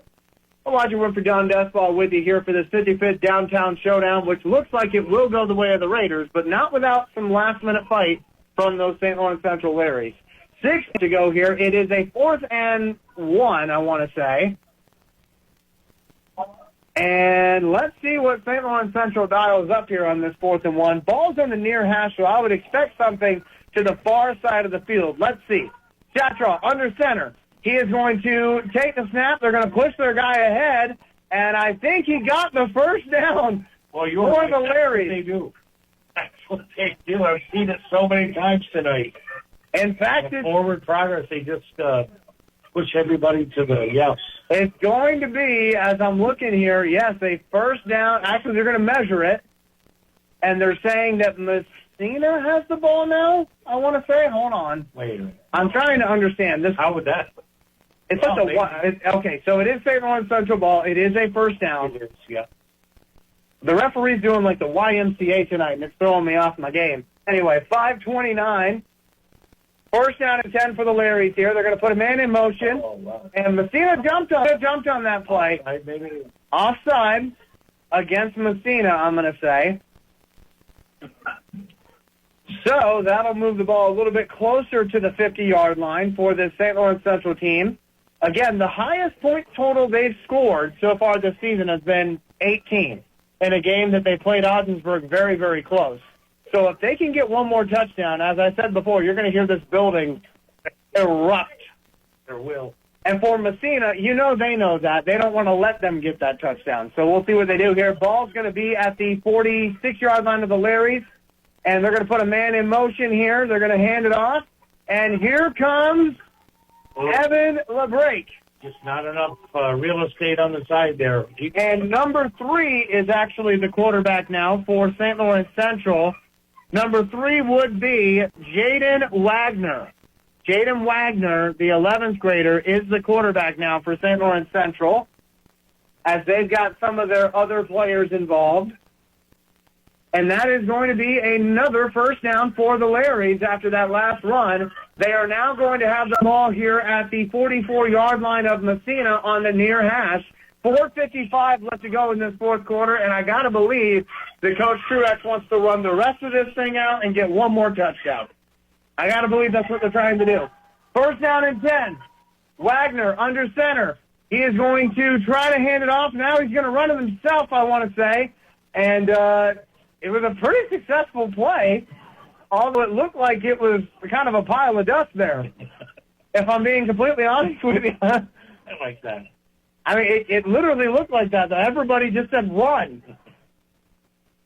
And so I'm looking here and trying to see where the referees are going to spot this ball. And the head official is telling St. Lawrence Central, hold everything, because they were going to come out of their huddle and run up to the line, but now they're saying wait. So we'll see what the referees decide here. 4:33 left to go in this fourth quarter of play. On the Blevins Seaway Motor scoreboard, it is Massena 47, St. Lawrence Central 13. And I'm just trying to see where they're going to put the ball. Right now, the referee's, tossing it to himself at the moment because he's trying to see where he's going to put the ball. I don't think he knows. I don't think anybody knows where this ball is going to be put down. No. 4:33 left to go, though. The St. Lawrence Central team, again, they have really put on a performance here in this, and I'll say end of the first half and then the rest of the game. St. Lawrence Central has been showing some guts. That first quarter, though, I think that's what kind of did them in, unfortunately. That was not good. Because obviously you don't want to let your team get down by that much, because then you got to try to dig yourself out of that hole. But as I'm looking here, I'm pretty sure this ball is going to go way down into Massena territory, and yes, it will. The next play for St. Lawrence Central is going to come from the Massena 24. From the Massena 24-yard line after the penalty was marched off there, so a good thing for St. Lawrence Central. 24-yard line. Let's see what they do here. They got a man in motion, and it is Spinner, and Spinner is going to hit a Raider so hard that his helmet comes off. We got Ichabod Crane type action going on out there. That was a Headless Horseman reference, by the way. Anyway, 4:13 left to go here in this fourth quarter of play. And the ball is now going to be at the Massena 16, we'll call it. 4 minutes left in rolling here. As St. Lawrence Central comes up to the line, Wagner is the quarterback. He's going to drop under center. He's going to put a man in motion. It's number 25 for St. Lawrence Central. 25 with a full head of steam, and I think he got close, but not a touchdown. I got to figure out who 25 is, so bear with me for a second, folks, as I do that. 25, that is going to be, as I'm looking here, 25 is not on my roster, but 26 is Noah Holmes. Maybe that's a 26, not a 25. We'll roll with that. But that was a pretty good run there by that running back. So let's see what we got here. Ball is within the 5-yard line. St. Lawrence Central trying to put the most points on the board that they have this season. Can they do it? Touchdown, Larry! Touchdown, Larry's! With 3:03 left to go. I'm looking to see who did it. Number 10? Number 10. That would be Dawson. Dawson, yeah. And I just want to make sure that in fact was Dawson. I believe it was. It was to the corner of the end zone where we can't really see. But that was a rushing touchdown for the Larrys here with 3:03 left to go here in this fourth quarter of play. And the Larrys have just scored the most points they have all season long. They're going to line up for an extra point here to try to get 20 on the board. Here we go. It's not a good kick. And unfortunately, their guy's going to fall down on it. So, it is 47-19 here with 3:03 left to go here in this fourth quarter of play. The Larrys not giving up, and now they've got the most points they've scored all season. Which is, 19. There you go. That's better than 18. Yep. So for Coach Truex and this young football team, they certainly have some bright spots, that's for sure. Yep. 3:03 left to go here in this fourth quarter of play. For Raiders fans out there, I feel like they might be a little antsy because they're going to get a win. The game's just not as lopsided as people think. A few things here, a few things there, and that makes all the difference in the world. Just got the little things. And I feel like big things. I feel like Massena Raiders fans, they're going to be excited about the win. Absolutely. But they're also going to look at it and go, we gave up 19 points. Yeah. But I just want to point out to any Raiders fans out there thinking that way. They earned them, you know. You've got a team that in 4 straight games has scored over 40 points. 4 straight games. 4 straight games. Because when does that happen? I don't know. But we got a heck of an offense out there for Massena. Because if you think about it, first game of the year they scored 24. Then they turn around and they get 41 against Potsdam. Yep. They got 42 against Ausable Valley, 43. And then they got 42 against Malone, 47 tonight. 4 in a row, yeah. I'm not trying to rub any salt in the wound here, but Don Dasbaugh, you would love for your Broncos to score that many points, right? I'd like my Broncos because they get 20 points a game. Just don't lose by 50 points. Okay? They're putting the crush in the Orange Crush, right? The Orange Fizzle, you mean? Orange Fizzle. It went flat. It went flat. There was no. Somebody changed the screen. Anyway. Oh, it's an onside kick. Oh, my goodness. Did the Larrys get it? Oh, they were so close to getting the onside kick. They were so close to getting it, but it rolled out of bounds on them. They got the bounce and everything. Yeah, I knew that. Onside kick coming. Oh, yeah. That was the first time they actually tried a real onside kick, though, and they almost got that thing. Yep. Woo! Oh, my goodness. All right, 2:49 left to go here in this fourth quarter of play. It has been an entertaining downtown showdown for sure. The 55th edition of this rivalry between the Larrys and the Raiders. Again, the Raiders are going to win this game, but I am astounded by the effort by the Larrys and just the way that they have been, like I said, a very classy team tonight. You know, it's a rivalry game, but you can feel the love out there between both squads. You can. Oh, yeah. Yeah. 2:44 left to go.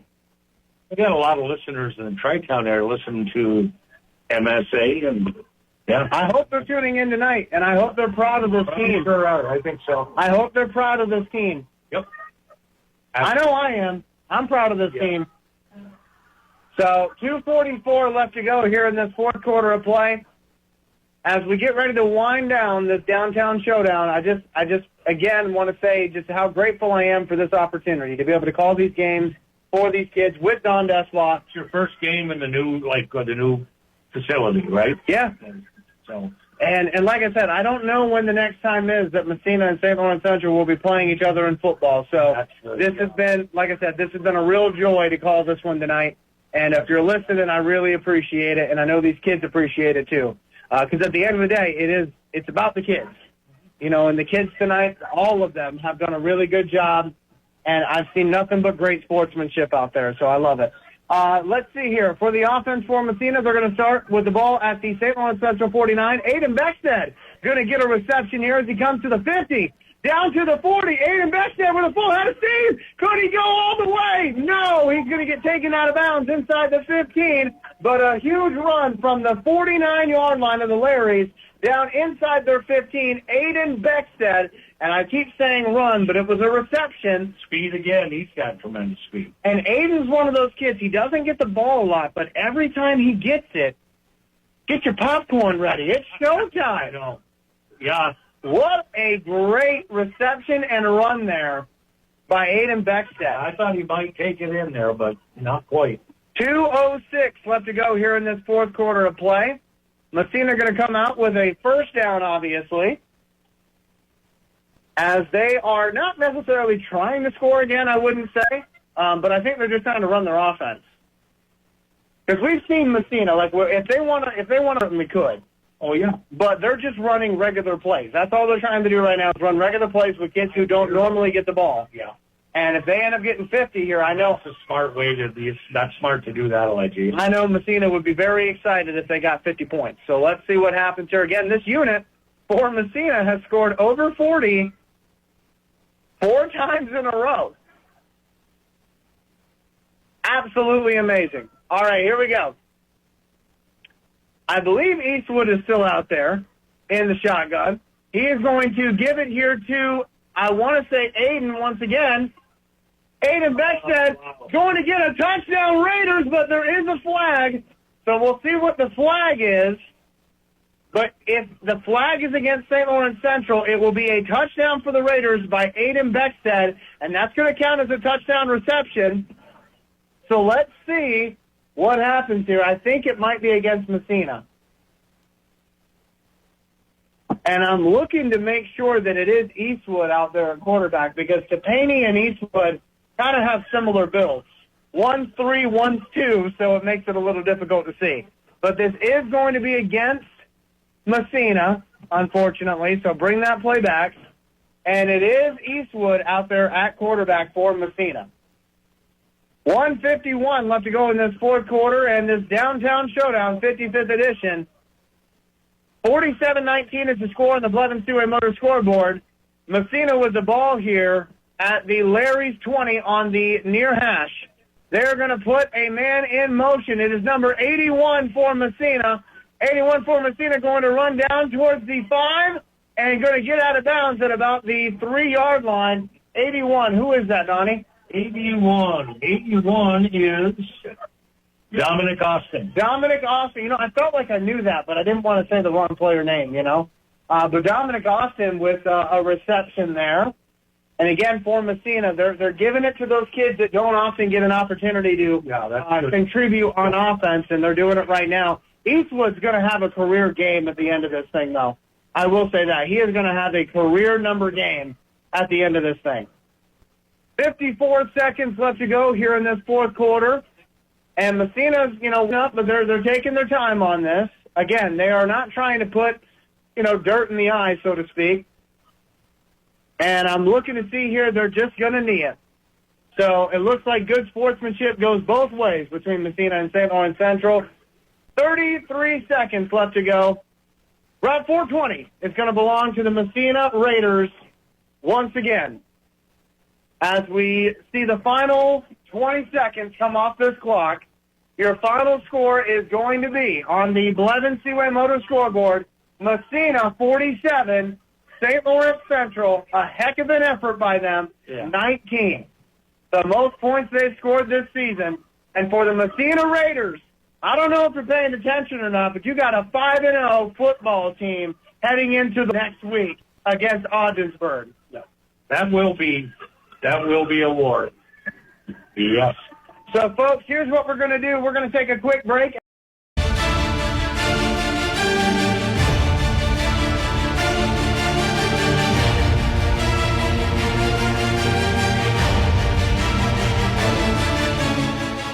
It's time for the postgame show. Here's Elijah Winfrey and Don Despot.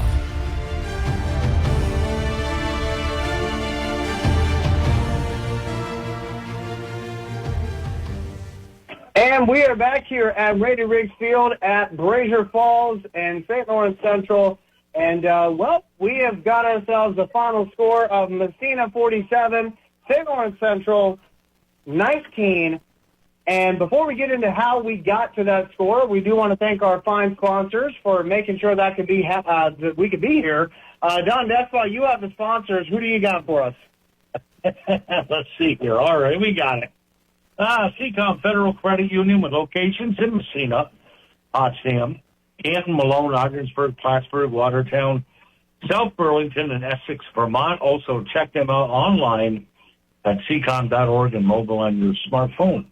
And also Massena Drug-Free Community Coalition developing plans and strategies that will reduce and prevent substance abuse and misuse among our youth and adults in our community. MX Fuels, 22 Center Street of Massena, providing quality fuels at great service and great prices here in northern New York. Thank you, sponsors. All right, so let's get into how we got here. In the first quarter of play, Carter King got the scoring going with a rushing touchdown. That put Massena up 6-0.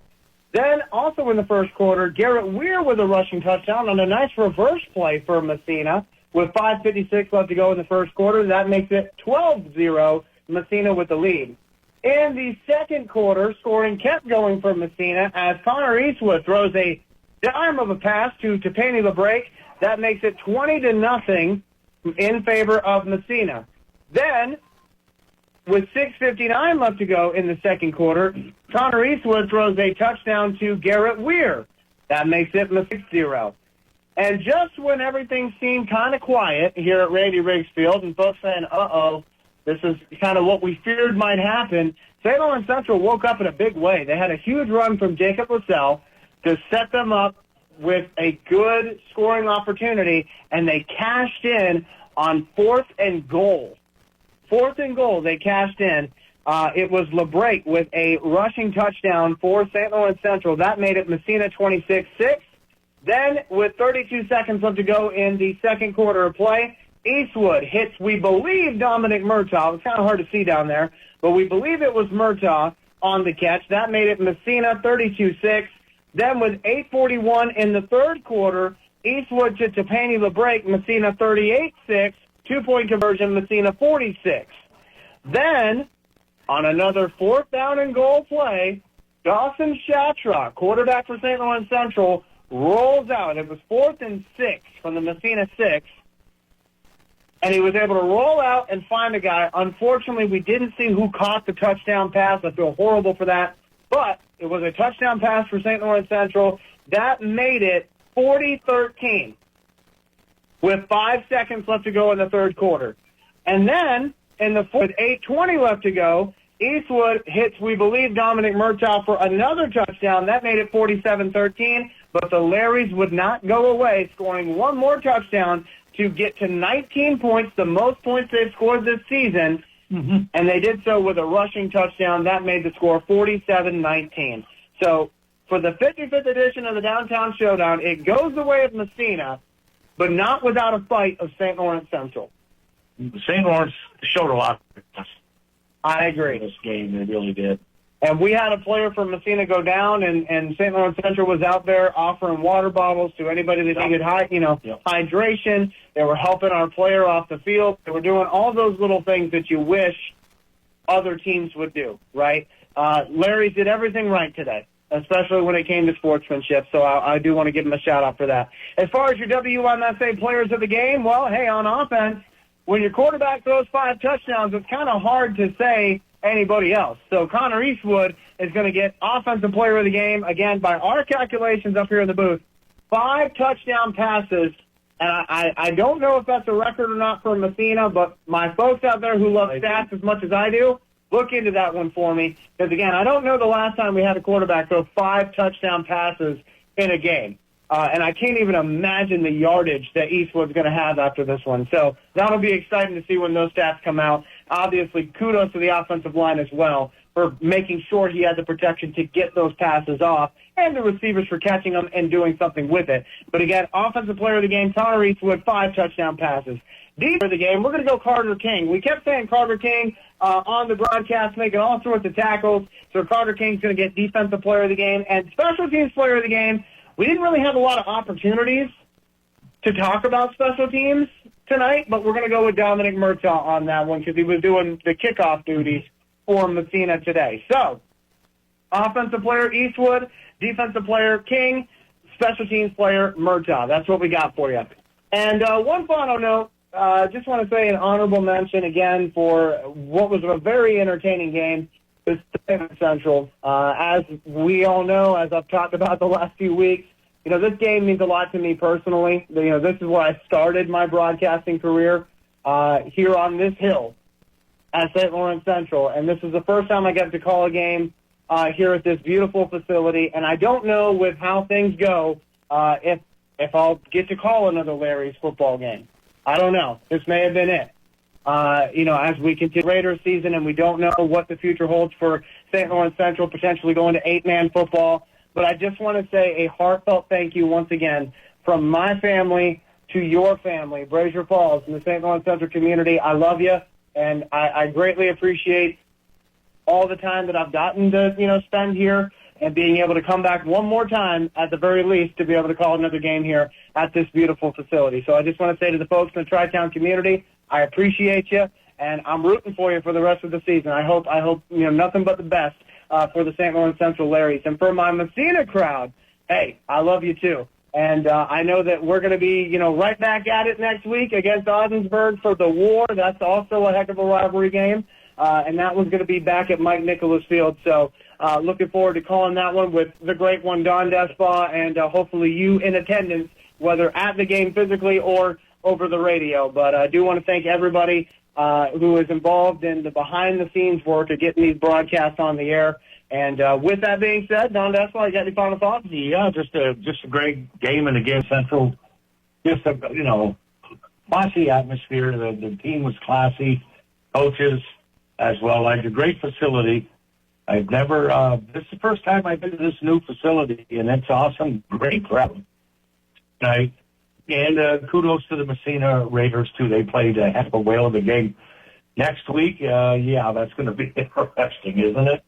I believe so. And again, hey, a 5-0 Massena Raiders team. Yeah. It really doesn't get much better than that, my friends. And thank you so, to the use of the booth. Yes. Everything. They've been hospitable. Do want to thank Joey Rayom, obviously, for making sure that we had everything we needed tonight. So, Joey, I know you're probably out doing 5 million things right now, but thank you. We really appreciate you.